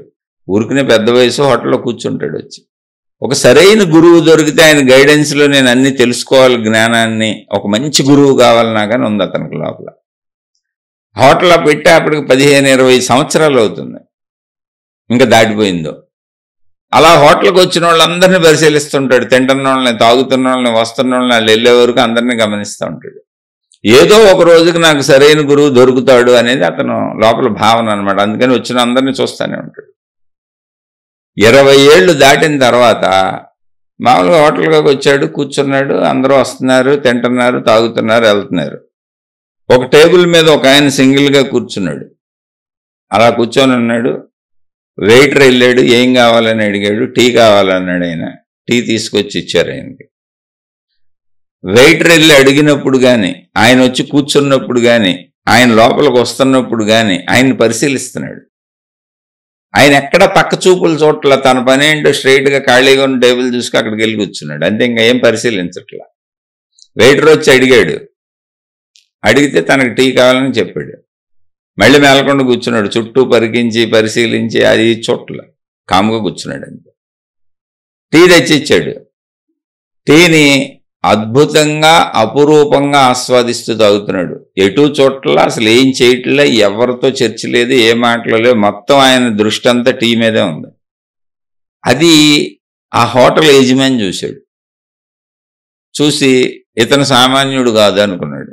మొత్తం టీ తాగేవరకు గమనించాడు. ఆయన టీ తాగేసి వెయిటర్ బిల్లు ఇచ్చాడు. బిల్లు తీసుకుని డైరెక్ట్ కౌంటర్ దగ్గరికి వచ్చి బిల్లు కట్టాడు. మధ్యలో ఎక్కడ అసలు తలదీపు అటు ఇటు చోట్ల బోల్డ్ మంది ఉన్నారు. దిక్కుల చోట్ల ఆయన కళ్ళు స్థిరంగా ఉన్నాయి, నిశ్చలంగా ఉన్నాయి. గుడ్డు ఊగిపోట్ల, కనుగుడ్లు చక్కగా ఉన్నాయి, స్థిరంగా ఉన్నాడు. అలానే అది ఏదో బిగుసుకుపోయినట్టు లేడు, స్థిమితంగా ఉన్నాడు. అంతే. హోటల్ యజమానికి కనిపెట్టాడు. ఆయన బిల్లు కట్టడానికి వచ్చాడు. బిల్లు కట్టేశాడు. బిల్లు కట్టినాక హోటల్ యజమాని ఆయన వెళ్ళిపోతున్నాడు. తన వాళ్ళని పిలిచి చూసుకుంటా ఉండండి హోటల్ అని చెప్పి హోటల్ యజమాని బయటకు వెళ్ళాడు. ఆయన వెనక్కి వెళ్ళాడు. వెళ్ళి, అయ్యా నేను ఎప్పటి నుంచో మీకోసం వెతుకుతున్నాను, మీరు నాకు మార్గదర్శనం చేయాలి అని అడిగాడు. నాకు తెలీదు ఎలా సాధనలు చేసుకోవాలి ఏంటి, ఆ జ్ఞానం అసలు నాకు ఐడియా లేదు, కాబట్టి నాకు మీరు మార్గదర్శనం చేయాలి అని అడిగాడు. అసలు ఎవరు నువ్వు, నన్ను ఎవరు అనుకుంటున్నావు అన్నాడు. ఆయన మామూలుగానే ఉన్నాడు. ఆయన చాలా మామూలు బట్టల్లో మామూలుగా ఉన్నాడు. నువ్వు ఎవరు అనుకొని నన్ను అడుగుతున్నావో అన్నాడు. ఏం అడుగుతున్నావు అసలు అన్నాడు. లేదు, మీరు చక్కటి ఆత్మజ్ఞానం తెలిసినటువంటి వ్యక్తి, మీరు దాన్ని పొంది ఉన్నారు, మీలో ఒక నిశ్చలత ఉంది, అది ఎలా పొందాలో ఏంటో నాకు చెప్పండి అన్నాడు. నువ్వు పొరపాటు పడుతున్నావు నాయన, నాకు అదేం తెలియదు అన్నాడు. అసలు అలాంటివే తెలియదు నాకు అన్నాడు. అంటే లేదు లేదు మీకు తెలుసు అన్నాడు. సరే, వీళ్ళిద్దరి మధ్య చాలాసేపు జరిగింది. అదంతా మనం ఇప్పుడు ఏదో నాటకం లాగా ఉంటుంది ఇక్కడ చెప్పుకుంటే డ్రామాటిక్గా. అలా చాలాసేపు జరిగినాక అతను వదలటం లేదు ఆయన్ని. అప్పుడు ఆయన చిరునవ్వు నవ్వి, అసలు నువ్వు నన్ను ఎలా గుర్తుపట్టావు అని అడిగాడు. మీరు టీ తాగే విధానం చూసి గుర్తుపట్టాను అన్నాడు. మీరు మా హోటల్లో నేను ఇప్పటి నుంచి కాదు, ఒక గురువు కోసం, నాకు సరైన మార్గదర్శనం చేయించగలిగిన ఒక గురువు కోసం నేను ఎప్పటి నుంచో వెతుకుతున్న హోటల్ పెట్టిన కానీ ఇప్పుడు 20 సంవత్సరాలు దాటిపోయింది. అందరినీ పరిశీలిస్తున్నారు రోజు. కానీ మీరు లోపలికి వచ్చేటప్పటి నుంచే చూసా, అసలు మీలో ఒక నిశ్చలత్వం ఉంది. మీ కనుగుడ్లు గరగర గరగర తిరిగేసి చుట్టూ ఎత్తుక్కోవట్లేదు. జస్ట్ ఖాళీ టేబుల్ చూశారు, అక్కడికి వెళ్ళిపోయి కూర్చున్నారు. అలా చుట్టూ పరికించి చూడలేదు, ఎవరి కోసం ఎదురు చూడలేదు. వెయిటర్ వచ్చే వరకు మీరు మామూలుగా సైలెంట్గా ఉన్నారు. వెయిటర్ కోసం కూడా చూడలేదు, ఎందుకంటే హోటల్ కాబట్టి వెయిటర్ వస్తాడని తెలుసు. మీకు మీలో ఒక నెమ్మదితనం ఉంది, మీలో ఒక నిశ్చలత్వం ఉంది. వెయిటర్ మీ ముందుకు వచ్చి నుంచొని మిమ్మల్ని అడిగినాక అప్పుడు వెయిటర్ని చూశారు. మీకు టీ కావాలని స్పష్టంగా చెప్పారు. అంటే మీలో క్లారిటీ ఉంది, స్పష్టత ఉంది.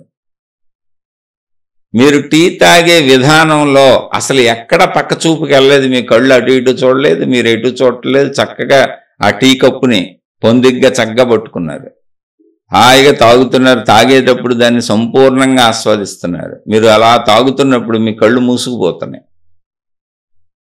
మీరు ఒకవేళ కళ్ళు తెరిస్తే టీ కప్పునే చూస్తున్నారు, పక్కకు చూడట్లేదు. అసలు అంత ఏకాగ్రతగా టీ తాగిన వ్యక్తిని నా జీవితంలో నేను చూడలేదండి. నేను కూడా అలా ఎప్పుడు తాగను, అసలు అంత ఏకాగ్రత మాకు రాదు అన్నాడు. అంత ఏకాగ్రతను ఇంతమంది చుట్టూ ఉన్నారు హోటల్లో, వాళ్ళు చప్పుళ్ళు అవుతున్నాయి, వాళ్ళు శబ్దాలు అవుతున్నాయి, మాట్లాడుకుంటున్నారు, నవ్వుకుంటున్నారు. మీరు అంత చప్పుళ్లలో మీ నిశ్చలత చెక్కు చెదరటం లేదు, మీరు తలదిప్పి కూడా చూడట్లేదు ఆ సౌండ్ అయినైపో. అంటే మీలో ఒక నిశ్చలత ఉంది, అది చెక్కు చెదరటం లేదు. మనం ఏదైనా శబ్దం అయితే పక్క తిరిగి చూసేస్తాం, ఏదైనా చిన్న చప్పుడు అయితే అటు చూసేస్తాం. మనం అసలు టీ తాగితే మొత్తం అందరితో కబుర్లు చెబుతూ ఉంటాం, టీ తాగామని స్పృహ కూడా మర్చిపోతాం, యాంత్రికంగా తాగుతాం, ఏ పని చేసినా ఇలాగే ఉంటాం. అలా మిమ్మల్ని గుర్తుపట్టాను అన్నాడు.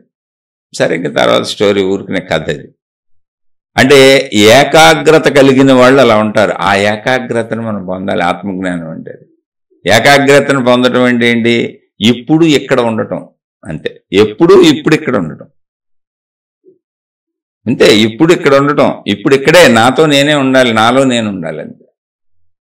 పనులు అవసరమైనప్పుడు అవసరార్థం నేను కదులుతూ ఉంటాను, దానికి ఎంత కదలాలో అంత కదులుతాను అంతే తప్ప ఊహ పట్టుకొని ఎక్కడికి వెళ్ళిపోయి ఊహలే భయపెడతాయి, ఊహలే బాధ పెడతాయి, ఊహలే దుఃఖ పెడతాయి, ఊహలే డిప్రెషను, ఊహలే ఒత్తిడి, ఇవన్నీ ఊహల్లోంచి పుడుతుంది. నువ్వు ఇప్పుడు ఇక్కడ ఉండటం అలవాటు చేసుకుంటే అనేక వ్యతిరేక గుణాలు నీ మీద దాడి చేయకుండా ఉంటాయి. ఇది అద్భుతమైన సాధన. నీ భౌతిక జీవితంలో కూడా నీకు ప్రశాంతత వస్తుంది, నీ ఆధ్యాత్మిక జీవితానికి ఇది ఎంతో సహకరిస్తుంది. ఇప్పుడు ఇక్కడ ఉండటం నేర్చుకో. ఎక్కడ? నీ లోపల నువ్వు. ఇప్పుడు ఇక్కడే ఉండు, ఎక్కడ నీ శరీరం ఎక్కడ ఉందో అక్కడే ఉండు, అందులోనే ఉండు. పరిగెత్తే బాగా ఎటు పడితే అటు. అవసరానికి పరిగెత్తుదాం, అది మామూలే. కానీ ఊహలతో పరిగెత్తేసి అవసరం కంటే ఎక్కువ పరిగెత్తి, అవసరం కంటే ఎక్కువ ఊహించుకొని, అవసరం కంటే ఎక్కువ భయపడి, బాధపడి, దుఃఖపడి, కష్టపడి, ఇవన్నీ అవసరం కంటే ఎక్కువే. మీరు చూసుకోండి. అయితే ఇవన్నీ నన్ను నేను చూసుకొని చెబుతున్నానండి. ఇవన్నీ నాలో జరిగినాయి, నాలో ఉన్నాయి, ఇంకా నాలో పోలా ఇలాంటి అంశాలు చాలా. ఇవన్నీ పోవాలి అనేది నాకు తెలుసు కనుకనే మీతో చెప్పగలుగుతున్నా. నాకు పోయి చెప్పట్లా, పోలేదు కనుక చెబుతున్నా. ఇవన్నీ పోగొట్టుకోవాలి ముందు ఆత్మజ్ఞానంలోకి వెళ్ళాలంటే. ఇవన్నీ మనకు అడ్డమైపోతాయి. ఆత్మజ్ఞానం ఎంత విన్నా, ఎంత సాధన చేసినా ఈ సాధనలు అవ్వకుండా అక్కడ దాకా వెళ్ళడం కుదరదు. ఎందుకంటే ఇవి శరీరాన్ని కదిపి కుదిపేస్తుంటాయి, సుఖదుఖాలకు లోన్ చేసేస్తుంటాయి, గందరగోళపరిచేస్తుంటాయి. భౌతిక జీవితాన్ని అస్తవ్యస్తం చేసేసేది మొత్తం మన అంతరంగమే. ఎదుటి మనుషులు అసలు కానే కాదు. నీకు అంతరంగ స్థిరత వస్తే బయట నుంచి నిన్ను ఎవరు ఏమీ చేయలేరు. ఆ అంతరంగ స్థిరత కోసం మన ప్రయత్నం. ఇప్పుడు ఇక్కడ ఉండండి అంతే. ఇప్పుడు ఇక్కడే ఉండండి. ఇప్పుడు ఇక్కడ ఉండటానికి మనం చేయవలసింది ఏంటంటే, పనులప్పుడు కదులుతూ ఉంటారు, ఓకే. మనకు మామూలు అప్పుడు కూడా చూడండి ఊహలు బోర్డులు వచ్చేస్తుంటాయి. ఇప్పుడు చాలామంది ధ్యానానికి కూర్చున్నానండి, బుర్ర అసలు ఆగట్లేదు అంటారు. లేదా ఒక పని చేస్తుంటే 100 ఆలోచనలు వస్తాయి, బండేసుకు వెళ్తుంటే 1000 ఆలోచనలు వస్తాయి, ఏ బస్సులోనే వెళ్తుంటే 1,00,000 ఆలోచనలు వస్తాయి, ఏ ట్రైన్లోనే వెళ్తుంటే అలా ఆలోచనలే. ఖాళీకి కూర్చున్నావా ఆలోచనలే. లేదు పని చేస్తూ కూడా ఇంకొక ఆలోచనలు వేరే వచ్చేస్తుంటాయి. ఇక్కడ పని పాడైపోయిన సందర్భాలు బోల్డ్ ఉంటాయి. ఓ పని చేస్తుంటే అనేక ఆలోచనలు వస్తుంటాయి. కాదు, ఇప్పుడు మనం అలవాటు చేసుకోవాలి ఏంటంటే, ఇక్కడ సాధన అంటే అద్భుతం కాదు, నీకు నువ్వు చెప్పుకోవటమే సాధన, నీకు నువ్వు ఇచ్చుకునే ట్రైనింగ్ సాధన. అందుకే మొత్తం నీ లోపల జరుగుద్ది ఆధ్యాత్మికం అంటున్నా. ఆ విషయం ముందు గుర్తించండి. మన లోపల జరిగేదాన్ని ఆధ్యాత్మికం అంటారు, మన బయట జరిగేది అది దేవుడైనా మతమైనా ఏదైనా భౌతికమే. నీ నుంచి బయటికి వెళ్ళావు అంటే ఆ బయట మతం ఉండొచ్చు, ప్రార్థనాలయం ఉండొచ్చు, గురువు ఉండొచ్చు, దేవుడు ఉండొచ్చు, మత విధానాలు, దైవ విధానాలు, భక్తి విధానాలు, పద్ధతులు ఏమైనా ఉండొచ్చు. నీ నుంచి బయటికి కను ద్వారా, చెవి ద్వారా, ముక్కు ద్వారా బయటికి వెళ్ళావంటే భౌతికంలో నీ అవసరాలకు ఎలా వెళ్ళావో అలా భౌతికంలోకి వెళ్ళావు నువ్వు. అది అసలు ఆధ్యాత్మికం కాదు. ఆధ్యాత్మికం అంటే నీ లోపల జరిగే సమస్తం. నీ లోపలది సరైపోతే అసలు నీ భౌతిక జీవితం బాగుంటుంది, ఆధ్యాత్మిక జీవితానికి అసలు అడ్డంకు లేనటువంటి రహదారి ఏర్పడిపోతుంది. ఆధ్యాత్మికానికి అడ్డంకి ఏంటంటే మన అంతరంగంలో స్థిరత లేకపోవటం, అంతే, ఏం లేదు. చపలచిత్తంగా ఊగిపోతే అది మనం ఊపేస్తూ ఉంటుంది. దానికి చిన్న చిన్నవన్నీ మనం చెప్పుకొని ఇప్పుడు ఎక్కడ ఉండటం. ఇందాక ఏం చెప్పుకున్నాం, బలమైన నెగిటివ్ అభిప్రాయాలు వద్దు, అసలు ఎవరి మీద మనకి ఏ ఒపీనియన్లు వద్దు. ఎందుకని లోకో భిన్న రుచి, అనేక మంది అనేక రకాలుగా ఉంటారు. వాళ్ళు ఏ ఏ పరిస్థితుల్లో ఎందుకు అలా ప్రవర్తిస్తున్నారో మనకు తెలియదు. ఎవరినైనా మనం మన పరిస్థితుల్లోంచి ఊహించి, మనమున్న స్థితిలోంచి ఆలోచించి, మనకు తెలిసిన స్థితిలోంచి జ్ఞానంలోంచి ఆలోచించి తప్పొప్పని నిర్ణయాలు తీసుకుంటాం. మన స్థితుల్లో అందరూ ఎందుకు ఉంటారు? అసలు ఏ ఇద్దరు మనుషులు ఒకలాంటి స్థితిలో ఉండరు. అసలు ఏ ఇద్దరు మనుషులకి ఒక భావాలు ఉండవు, ఒక స్థితులు ఉండవు, ఒక పద్ధతి ఉండదు. అందరూ భిన్నంగానే ఉంటారు. కాబట్టి ఒపీనియన్స్ ఎప్పుడు తప్పే. ఒకవేళ కాదు ఆ విషయం వరకు అయితే తాత్కాలికం అండి. పని వరకు ఒపీనియన్ ఏర్పరచుకో, అక్కడికి దాన్ని వదిలేయటం నేర్చుకో. ఒపీనియన్స్ని వదిలేయటం నేర్చుకో. పనులకు అవసరమే, జీవితానికి అవసరమే, జీవించడానికి అవసరమే. అవసరంగానే వదిలేయటం నేర్చుకో. నెగిటివ్ యాటిట్యూడ్ని అసలు లోపల పెట్టుకోబాక. అది ఎవరిదైనా సరే, ఎవరిదో వ్యతిరేకతని, ఎవరిదో చెడుని, ఎవరిదో దుర్మార్గాన్ని మనం మోయటం ఎందుకు? లోపల ఎవరిదాళ్ళు మోసుకుంటారు, మనకేలా గొడవ, ఆ కర్ర మీద ఆళ్ళు పడతారు. మన లోపల చెడుని పెట్టుకున్నామా అది చెడు తలంపులు తెస్తూ ఉంటుంది. అసలు ఎవరి గురించి చెడొద్దు, మళ్ళీ అక్కడికి అది వదిలేసాయి. ఎప్పుడూ లోపల మంచిగా ఉండాలి. ఎందుకని మన జీవితానికి మంచి అవసరం కనుక, మనం మంచిగానే జీవించాలి కనుక, మన జీవితంలోకి వచ్చేవన్నీ కూడా మనకు మంచిగా కావాలి కనుక, మనకు మంచి ఆలోచనలు, మంచి భావాలు, మంచి ఊహలు వస్తే మనం మంచిగా హాయిగా సంతోషంగా బతుకుతాం కనుక. చెడుని పెట్టుకుంటే నీకు అయ్యే వస్తాయి. ఎవరిదో చెడు వచ్చింది, ఇప్పుడు ఎవడో పొడిసి మర్డర్ చేసాడు, ఫలానోడు అలా అంట ఇలా అంట చంపేసాడు అంటే 100 మందికి నువ్వు కూడా చెప్పుకుంటూ తిరుగుతున్నావు అనుకోరు. ఇప్పుడు ఏమైంది, నీ లోపల అది మననమై ఉండి నీకు ఊరుకునే ఇప్పుడు ఏమో ఏదైనా చిన్న గొడవ అయితే ఎవడన్నా వచ్చి నన్ను పొడిసేయడు కదా అనిపిస్తుంది. ఎవరు నన్ను తిట్టావనుకో, ఇప్పుడు నువ్వు ఏదో చిన్న గొడవ, ఇప్పుడు వాళ్ళు పొడిసేయరు కదా అనిపిస్తుంది. ఆ చెడు నీ మీదగా వస్తున్నట్టు అనిపిస్తుంది, నీకు జరుగుద్దేమో అనిపిస్తుంది. అసలు ఏది గ్రహించినా అది నాకు అవుద్దేమో అనిపిస్తుంది. అలాంటి మంచి గ్రహిద్దాం, మంచి నాకు అవుద్దేమో అనిపిస్తే మంచిదేగా. చెడు నాకు అవుద్దేమో అనిపిస్తే ప్రమాదం. అందుకని చెడుని లోపల ఉంచుకోకు. ఒకవేళ విషయపరంగా జీవితంలో తెలిసినా ఎప్పటికప్పుడు బయటకు తోసే. ఇది నాకు అక్కర్లేదు, చెడుని నేను లోపల పెట్టుకోను. ఇంతే తోసేటువంటి. మళ్ళీ ఆ తోసే సాధన ఏంటని అడగండి. ఎప్పుడూ నీకు నువ్వు చెప్పుకోవటమే. అది పోయే వరకు చెప్పుకుంటుంటావు. ఇప్పుడు దానితో పాటు ఊహలు ఎక్కువ మనకి ముందుకెళ్ళిపోతుంటాయి, పరుగులు తీసేస్తుంటాయి. ఆ పరుగులు తీసే ఊహలకి ఇప్పుడు ఎక్కడ ఉండటం అనేది నేర్పుతున్నాం. అదే ధ్యానం, లేదా అదే కూర్చొని మిమ్మల్ని మీరు చూసుకోవడం. జస్ట్ ఊరికి అలా కూర్చోండి. ధ్యానం అంటే వేల పద్ధతులని నేను ఆ పేరు మీకు అర్థం అవటం కోసం వాడతాను. ఎందుకంటే వాడుకలో ఆ పేరు బాగా ఉంది కాబట్టి. ఆధ్యాత్మికతలో ధ్యానము అనేటువంటి పేరు బాగా వాడబడింది కాబట్టి వాడతానని తప్ప నేను ధ్యాన విధానాలు చెప్పట్లా. వాటి జోలికి నేను వెళ్ళట్లా, బోల్డ్ ఉన్నాయి అందులో. నేను చెప్పేది ఏంటంటే ఊరికినే అలా కూర్చోండి, ప్రశాంతంగా కళ్ళు మూసుకోండి, ఏకాంతంగా కూర్చోండి. చక్కగా మీకు ఫ్యాన్ అలవాటు, ఏసీ అలవాటు వేసుకోండి. మీ గదిలో మీ రూమ్లో మీరు కూర్చోండి. ఒకవేళ కుటుంబ సభ్యులు ఉంటే నాన్న ఒక పావు గంట అరగంట ఎవరో నన్ను డిస్టర్బ్ చేయబాకండి అని మీ వాళ్ళకి చెప్పుకోండి. నేను ఇలా సాధన చేసుకుంటున్నానని చెప్పండి, తప్పేముంది అందులో. అలా కూర్చోండి చక్కగా. అది మీ వీలును బట్టి, అంతే తప్ప మళ్ళీ కుటుంబ సభ్యుల అవసరాలు తీర్చాల్సి వచ్చినప్పుడు ఆ పనులు చేయకుండా బాధ్యతలు వదిలేసి కూర్చుంటున్నానని చెప్పబాకండి, తప్పది, పాపం వస్తుంది. బాధ్యతలన్నీ సక్రమంగా చేసి, అన్నీ సక్రమంగా చేసి ఎప్పుడు కుదిరితే అప్పుడు కూర్చోండి. దానికి ఏమి ఎప్పుడు కుదిరినా ప్రాబ్లం లేదు. కూర్చొని చక్కగా ఏకాంతంగా మీకు ఇబ్బంది లేని విధంగా ఫ్యాన్ ఏది వేసుకొని మీకు ఇబ్బంది లేని విధంగా కూర్చొని జస్ట్ లోపలికి చూడండి. ఆలోచనలు సాగుతూ ఉంటాయి. సాగే ఆలోచనలు బయటికి వెళ్ళిపోతూ ఉంటాయి, బయటికి వెళ్దామని చెబుతూ ఉంటాయి. వాటికి చెప్పండి, ఇప్పుడు ఎక్కడే ఉండాలి, నేను కూర్చున్నా, ఇప్పుడు నాకు పని ఏం లేదు. కదిలి పని చేసేటప్పుడు నేను బయటికి వెళ్తా ఎలాగో. ఇప్పుడు నేను కదలను, బయటికి వెళ్ళను, నాకు అవసరం లేదు. కాబట్టి ఓ ఆలోచన, నువ్వు కూడా ఇప్పుడు ఇక్కడ నాతో కలిసి ఉండు, నా నుంచి బయటికి వెళ్ళకు. ఆలోచన నాదే, మనసు నాదే, దాంట్లోనే పుట్టినాయి. భావాలు నావే, జ్ఞాపకాలు నావే, మెమరీస్ నావే, ఊహలు నావే. వాటికి చెప్పండి. చూస్తుంది కూడా నేనేగా, గమనిస్తున్నోడిని కూడా నేనేగా, గమనిస్తున్న దాన్ని కూడా నేనేగా, స్త్రీలైనా పురుషులైనా. కాబట్టి ఇప్పుడు నేను బయటికి వెళ్ళను, అందుకని నువ్వు కూడా ఆలోచనగా పుట్టేసి బయటికి పరిగెత్తబాక. ఇప్పుడు ఎక్కడుండు, నాతోనే ఉండు, నాలోనే ఉండు, ఎగిరెగిరి పడబాక కాసేపు. ఇది ఏంటి సాధన అంటే చెప్పుకోవటమే, బలవంతం చేయడానికి అక్కడ ఏం లేదు అసలు. ఆలోచనకు రూపం లేదు, శక్తి అది అవసరం.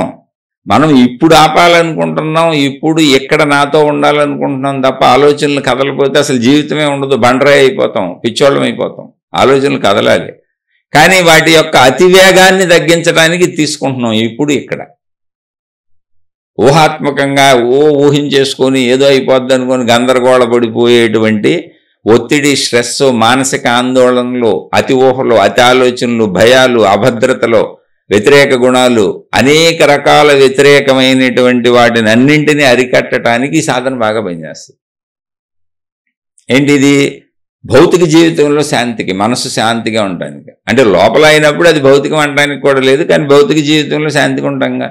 పక్కన వాళ్ళు ఏమన్నా అన్నా కూడా లోపల స్థిరంగా ఉంటే కదలంగా, వాడిని అర్థం చేసుకుంటాంగా. కాబట్టి హాయిగా జీవితం శాంతిగా సాగిపోద్ది. ఏంటి ఇవన్నీ వస్తాయి ఈ సాధన చేసుకుంటే. ఆధ్యాత్మికానికి ఇది ఎంత తేలిక అవుద్దంటే, ఇప్పుడు నేను ఆత్మజ్ఞాన మార్గంలో వెళ్తూ నేను శక్తిని తెలుసుకోవాలనుకుంటున్నానుగా, మనసు స్థిరపడి నిశ్చలత వచ్చి ఆదుర్ద, కంగారు, భయం, స్ట్రెస్, ఒత్తిడి, ఈ కుటుంబ విషయాలు, ఈ ప్రాపంచిక విషయాలు, ఈ ఊహలు ఇవన్నీ రాకుండా, ఆ రోడ్డు ట్రాఫిక్ జామ్ లేకుండా క్లియర్ అయిపోయింది అనుకోండి. ఇదే ట్రాఫిక్ జామ్ మనకి. మనం ఆత్మజ్ఞాన మార్గంలో నేను అనంత ఆత్మశక్తిని తెలుసుకోకుండా మనకు అడ్డం పడే ట్రాఫిక్ అంతా మనసులో ఉన్న నెగిటివిటీ. పాజిటివిటీ అడ్డం పడదు. మంచి ఎప్పుడు మీకు ఇబ్బంది పెట్టదు. మంచి అసలు ఇబ్బంది పెట్టదు. మీరు భార్యను ప్రేమిస్తారు, పిల్లల్ని ప్రేమిస్తారు, ఎవరికన్నా మేలు చేద్దాం అనుకుంటారు, ఎవరికన్నా మంచి చేద్దాం అనుకుంటారు. ఇవన్నీ మిమ్మల్ని ఏమి ఇబ్బంది పెట్టవు, హాయిగా ఉంటాయి, శాంతిగా ఉంటాయి. ఇబ్బంది పెట్టేదంతా నెగిటివిటీ, కంగారు, ఆదుర్ద, భయము, ఒత్తిడి, వ్యతిరేక గుణాలని. ఈ ట్రాఫిక్ మన మనస్సుని దాటి ప్రాణశక్తి వైపు వెళ్ళనివ్వట్లేదు.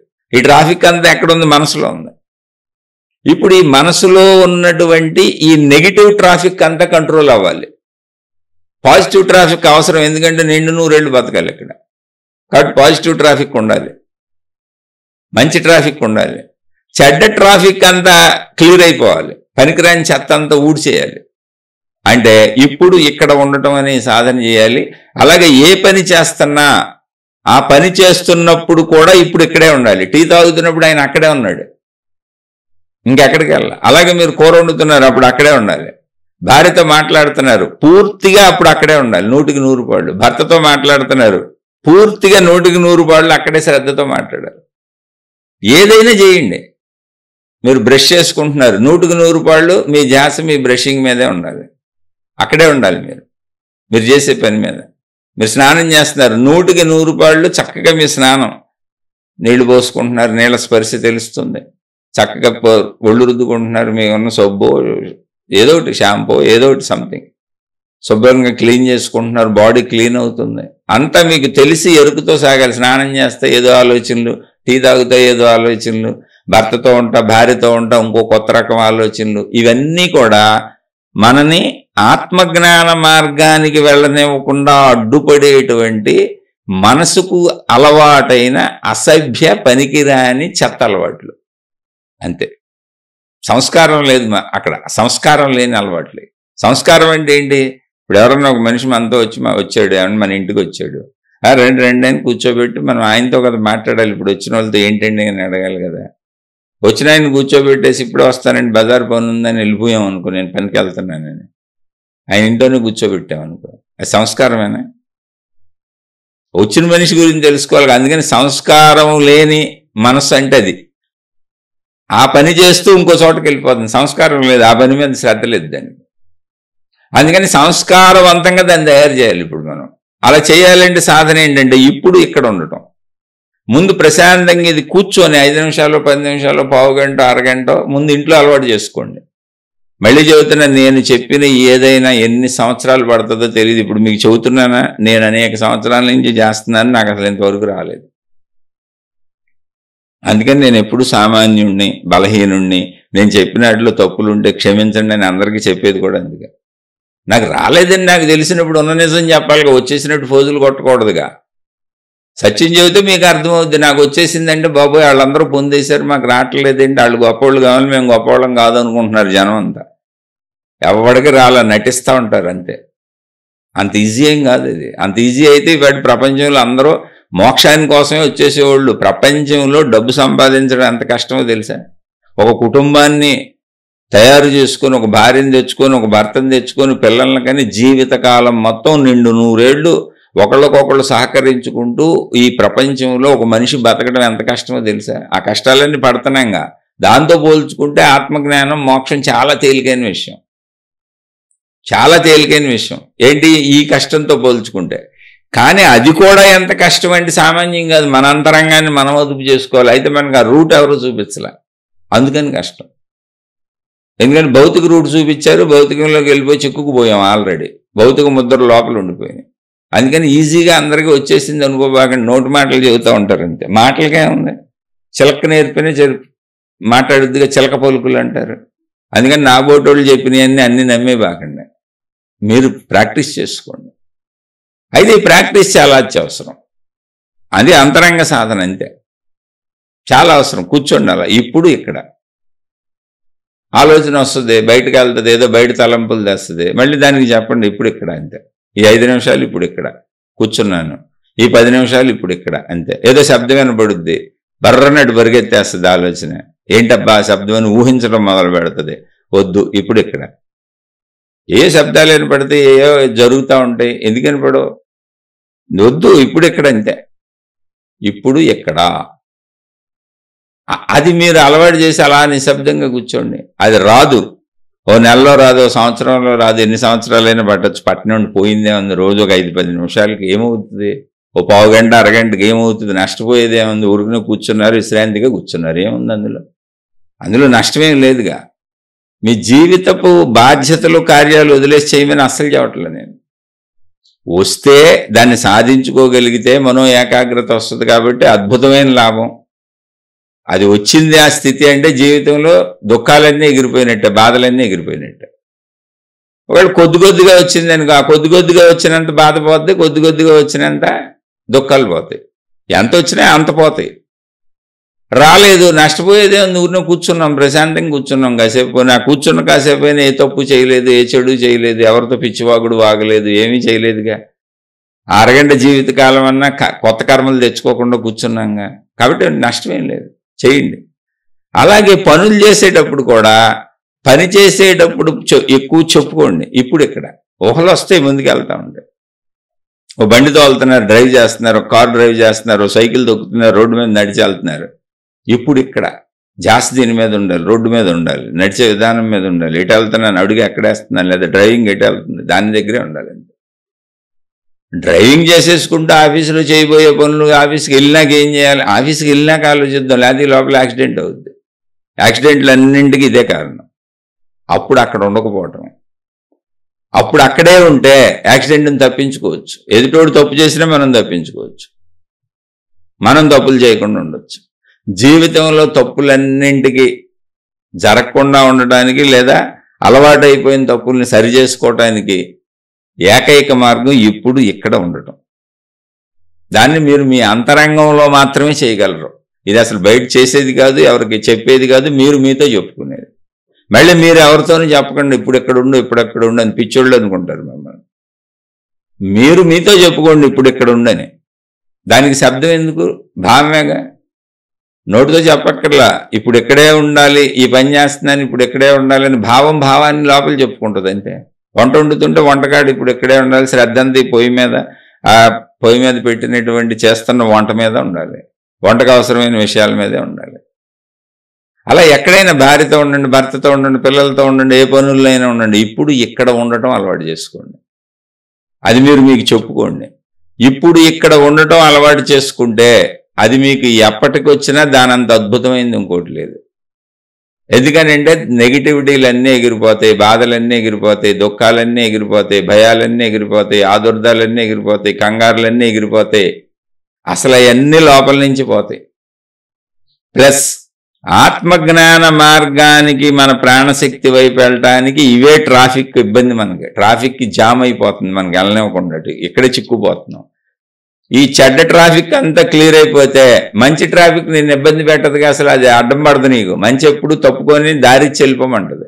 అది ఆటోమేటిక్గా నిన్ను నీ స్వస్వరూపం తెలుసుకునే వైపు తీసుకెళ్ళిపోద్ది. అందుకని నీ అంతరంగంలో ట్రాఫిక్ని క్లియర్ చేసుకో. చెడ్డ ట్రాఫిక్ అంతా తీసిపారే, అది నీ వల్లే అవుద్ది. మీలో ట్రాఫిక్ని మీరు గమనించుకొని ఆ ట్రాఫిక్ని ఎలా సరి చేసుకోవాలో ఇది మార్గం. అందుకని పనులు చేస్తున్నప్పుడు ఇప్పుడు ఇక్కడ, ఇప్పుడు నేను మీతో మాట్లాడుతున్నా, నేను మాట్లాడుతున్నానంటే ఇంకో ఆలోచన వద్దు, బోల్డ్ ఆలోచనలు వస్తుంటాయి నాకు. ఏదైనా శబ్దాలు వినపడినా, ఏదన్నా ఆలోచనలు బోల్డ్ సాగుతుంటాయి. ఇది మీకు చెబుతున్నా కూడా లేదు, మళ్ళీ స్పష్టంగా ఇప్పుడు ఇక్కడ వేరే ఆలోచన వద్దు, ఇదేం చెబుతున్నామో ఏంటో శ్రద్ధగా చెప్పి చక్కగా పని ముగించుకోవాలి. ఆలోచనలు వస్తాయి, మనమే సందేశం దానికి చెప్పాలి. వచ్చే ఆలోచన నాదే, దానికి చెప్పేది నేనే, భావానికి భావం చెప్పుద్ది అంతే లోపల. జస్ట్ దానికి ఆ సూచన ఇస్తే చాలు, అవి జరిగిపోతాయి అంతే తప్ప ఏవో గొప్ప గొప్ప సాధనలు ఉంటాయి చేద్దాం అనుకోబాకండి. ఏం లేదు, ఇది సింపుల్ సాధన, నీ అంతరంగ సాధన. నువ్వు బయట ఎన్ని గొప్ప గొప్ప సాధనలు చేసినా ఆత్మశుద్ధి లేని ఆచారమదియేల, భాండశుద్ధి లేని పాకమేల, చిత్తశుద్ధి లేని శివపూజలేలరా, విశ్వదాభిరామ వినురవేమ. నేను కాదు, అక్కడ శివ కాకపోతే మీరు ఏదైనా ఏదో ఒక దేవుడు, మీ మతం ఏదైతే అది. చిత్తశుద్ధి లేని, చిత్తశుద్ధి అంటే ఏంటి, చెడ్డ ట్రాఫిక్ అంతా తీసి పారేయాలి.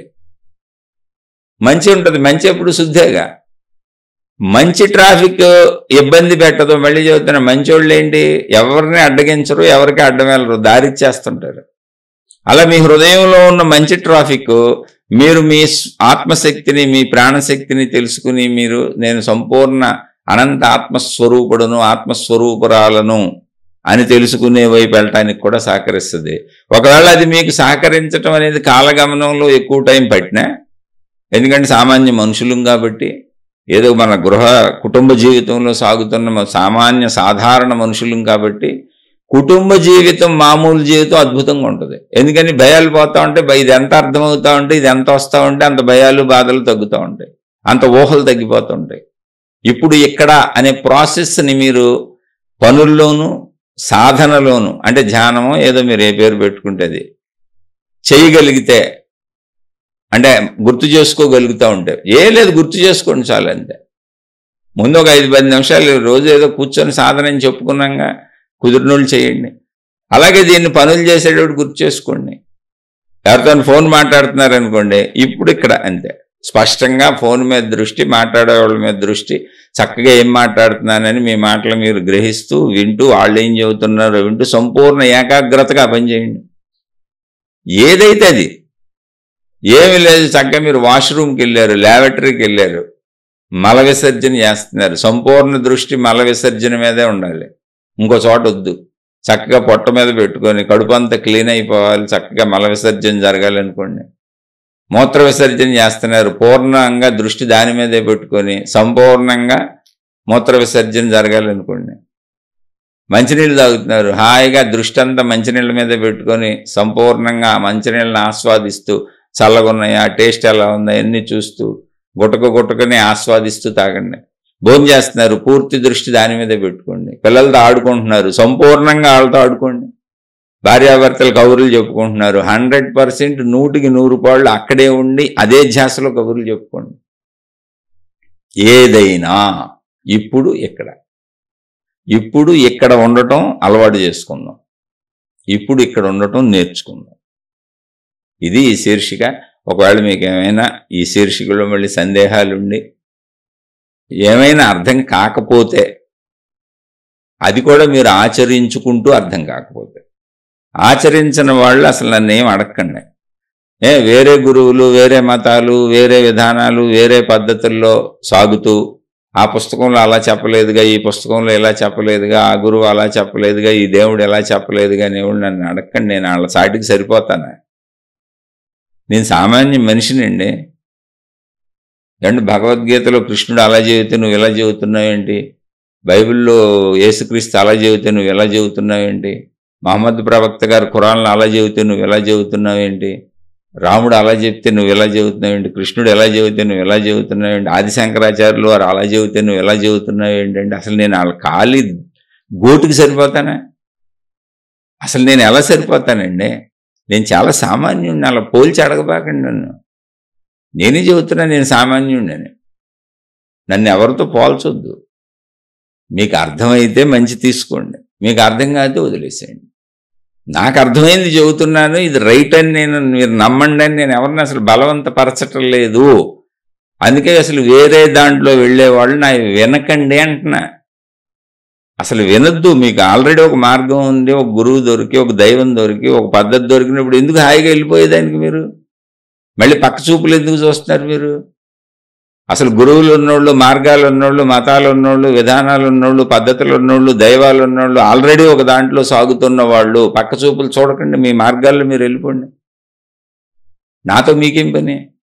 నాదెవరో ఒక 10 మంది వింటున్నారు, వాళ్ళకి అర్థమవుతుంది అంటున్నారు, అర్థమవుతుంది మాకు చెప్పమంటున్నారు, మాలో గుణమార్పు జరుగుతుంది, మేము మారుతున్నాం అంటున్నారు. ఆ 10 మంది కోసమే చెబుతున్నాను. మీకు చేతులెత్తి నమస్కరించి చెబుతున్నా, మీ పాదాలకు నమస్కరించి చెబుతున్నా. మీ కాలం వృధా చేసుకోబాకండి, నా కాలం వృధా చేయబాకండి. మళ్ళీ మళ్ళీ మళ్ళీ చెబుతున్నా, నాకు తెలిసింది చెబుతున్నా, మీకు తెలిసింది మీరు తెలుసుకోండి. కాదు మీకు వాదోపవాదాలు చేసి భగవద్గీత, రామాయణమో, ఖురానో, బైబిల్లో పట్టుకొని వాదోపవాదాలు చేద్దాం, లేదా ఏదైనా బోల్డ్ మత గ్రంథాలు ఉన్నాయి అంటే ఆల్రెడీ అలా వాదోపవాదాలు చేసుకుంటున్న వాళ్ళు ఉన్నారు, చేస్తున్న వాళ్ళు ఉన్నారు, చేయడానికి సిద్ధపడిన వాళ్ళు ఉన్నారు, సవాళ్ళు ఇసురుకుంటున్న వాళ్ళు ఉన్నారు. వాళ్ళ దగ్గరికి వెళ్ళండి, మీకు బోల్డ్ టైం ఎంటర్టైన్మెంట్గా ఉంటుంది. నాది అసలు ఆ మార్గం కాదు, ఆ విధానం కాదు, నాకు ఎవరితోనూ అసలు క్లాష్ లేదు. అనంత ఆత్మ, ఈ సృష్టి మొత్తం ఒకే శక్తితో నిండి ఉన్నది. నేను ఇక విభేదం కలిగించుకోదలుచుకోలే నా మనసులో. మళ్ళీ మీరు వచ్చి విభేద భావాలు నాకు పుట్టించకండి. మీరు పుట్టించినా నేను కలిగించుకొని ఇప్పుడు చెప్పింది అదే. అందుకే ఆ నెగిటివిటీని వదిలేయాలి. ఈ శీర్షికలో చెప్పింది అదే, అందుకని నేనే వదిలేస్తాను. ముందు నెగిటివిటీ లేవు. అలా అని ప్రపంచం మొత్తానికి నచ్చేటట్టు ఎవరు చెప్పగలరు? ఇప్పుడు భగవద్గీతలో కృష్ణుడు చెప్పాడు, మొత్తం అన్ని మతాలు ఇప్పుడు భగవద్గీతను ఒప్పుకుంటాయా? బైబిల్లో యేసుక్రీస్తు చెప్పాడు, అన్ని మతాలు ప్రపంచంలో ఉన్న 800 కోట్ల మంది ఒప్పుకుంటారా? ఖురాన్లో మహమ్మద్ ప్రవక్త చెప్పారు, 140 కోట్ల మంది దాన్ని ఒప్పుకుంటారా? ఎవరైనా ఎవరినైనా మొత్తంగా ఒప్పుకున్న కాలం ఉందా? అసలు ఉండదు. ఉండదని తెలిసినాక ఎందుకు మీరు ఏదో చెబుతారు, నేనేదో చెబుతాను? వేస్ట్ కదా, టైం వేస్ట్ కదా. నేను మీకు నచ్చినట్టు ఎలా చెప్పగలుగుతాను? మీకు నచ్చింది పట్టుకు మీరు వెళ్ళిపోండి, మీకు నచ్చింది మీరు తినండి. హోటల్కి వెళ్తే ఎవరికి నచ్చింది వాళ్ళు ఆర్డర్ చేసుకుంటారు, వాళ్ళు తింటారు. నాది నచ్చిన వాళ్ళకి నేను చెబుతున్నా, మీరు వినకండి. నాది నచ్చి అర్థమవుతూ ఆచరించుకుంటున్న వాళ్ళు, నేను చెప్పిన విధానంలో సాధన చేసుకుంటున్న వాళ్ళు ఎవరైనా సందేహాలు వస్తే వాళ్ళకి తప్పకుండా చెబుతాను. మళ్ళీ మళ్ళీ అర్థం చేసుకోండి. శుభమస్తు. మీకు మీ కుటుంబ సభ్యులకు మేలు చేకూరుగాక. మరల మరొక కొత్త శీర్షికతో కలుసుకుందాం. ఈ శీర్షికలో మనం చెప్పుకున్నటువంటి విషయాలను మళ్ళీ ఒక్కసారి గుర్తు చేసి శీర్షిక ముగిస్తున్నాను. నెగిటివిటీని లోపల ఉంచుకోకండి, అభిప్రాయాలు ఏర్పరుచుకోకండి. అభిప్రాయం ఏర్పరచుకోకుండా తాత్కాలికంగా పనిచేయటం కుదరదు.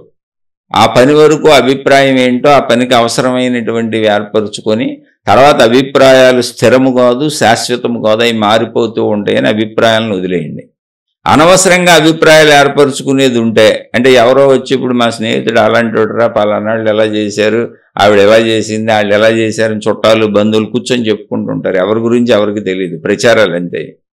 అలాంటి అభిప్రాయాలు అసలు పనికిరాని ఊరికి ఏర్పరచుకోదు బాకండి. ఎవరో చెబితే మీకు రేపు వాళ్ళ మీద అభిప్రాయం ఏర్పరచుకోవటం ఏంటి, మంచోళ్ళు చెడ్డోళ్ళు అని అసలు ఏది వద్దు. అలా అభిప్రాయాలు ఏర్పరచుకోకండి. ఎదుటి వాళ్ళ చెడుని మీ లోపల మోయకండి, మీ సొంత కుటుంబ సభ్యులైనా సరే, బయట వాళ్ళైనా సరే. ఎందుకంటే చెడు అనేది ఏ రకంగా లోపలికి వెళ్ళినా, అంటే మీరే ఆచరిస్తూ లోపలికి తీసుకున్నా, మీరు ఆచరించకుండా ఎదుటి వాళ్ళది విని లోపలికి తీసుకున్నా, అది మీది కాకపోయినా చెడు లోపలికి వెళ్ళినాక చెడే చేస్తుంది. చెడుని బయట ఇసిరేయటం నేర్చుకోండి. ప్రతి పనిలోనూ, అంటే మనం ఆత్మజ్ఞాన మార్గంలో ఆధ్యాత్మిక చదువుకుంటున్నాం కనుక ఈ ఆధ్యాత్మిక చదువులో ముందుకెళ్లాలన్నా, ఆత్మజ్ఞాన మార్గంలో ముందుకెళ్లాలన్నా, మన స్వీయ అంతరంగంలో దీన్ని తెలుసుకుంటూ నా స్వస్వరూపాన్ని తెలుసుకునే మార్గంలో అంతరంగంలో ఆత్మశక్తి వైపు, ప్రాణశక్తి వైపు లోపల ముందుకు సాగాలన్నా అక్కడ అడ్డం పడే ట్రాఫిక్ అంతా నెగిటివే. అందుకని ఇప్పుడు ఇక్కడ ఉండటం నేర్చుకోండి. ఇప్పుడు ఇక్కడ ఉండటం నేర్చుకుంటే అతి ఊహలు, అతి ఆలోచనలు, ఆ నెగిటివ్ ట్రాఫిక్ అంతా క్లియర్ అయిపోద్ది. అప్పుడు మన మార్గం సుగమం అయిపోద్ది. అంటే ఏమీ లేదు, టోటల్గా వేస్ట్ అంతా తీసేస్తున్నామండి. అది శీర్షిక. మీకు అర్థమైన విషయాలను కామెంట్లో పెట్టండి. ఆచరిస్తూ అర్థం కాని వాళ్ళు ఏమైనా సందేహం ఉంటే అడగండి. సహృదయంతో మీరు అడగండి. సహృదయంతో నాకు తెలిస్తే తప్పక చెబుతాను. పోలికలేసి వాళ్ళు అలా చెప్పారు, వీళ్ళు ఎలా చెప్పారు, మీరు ఎలా చెబుతున్నారని నన్ను అడగండి. ప్రపంచంలో అసలు ఎవరో అందరిని మెప్పించేలా చెప్పలేకపోయారు. అందరి మధ్య క్లాషులు ఉన్నాయి. మళ్ళీ మీరెందుకు బుర్రపాటు చేసుకుంటున్నారు? మీరెందుకు నా బుర్రపాటు చేస్తారు? మళ్ళీ నేను నెగిటివిటీని వదలాలిగా, ఇప్పుడు మళ్ళీ దానికోసం ప్రయత్నించుకోవాలిగా. ఎందుకు మనకి గొడవ? ఏదో మంచి చేద్దామని మొదలుపెట్టి మంచి చేసుకుందాం. అందుకని వినబాకండి. వేరే గురువులు, వేరే దేవుళ్ళు, వేరే విధానాలు, వేరే పద్ధతులు మీకు ఆల్రెడీ మార్గాలుండి వెళుతున్న వాళ్ళు నావి వినకండి, వినకండి, వినకండి. మీ మార్గాల్లో మీరు హాయిగా వెళ్ళిపోండి. మీకు ఏ గ్రంథం నచ్చితే దాన్ని పట్టుకెళ్ళిపోండి. శుభమస్తు. మరలా మరొక కొత్త శీర్షికతో కలుసుకుందాం. మీకు మీ కుటుంబ సభ్యులకు మేలు చేకూరుగాక.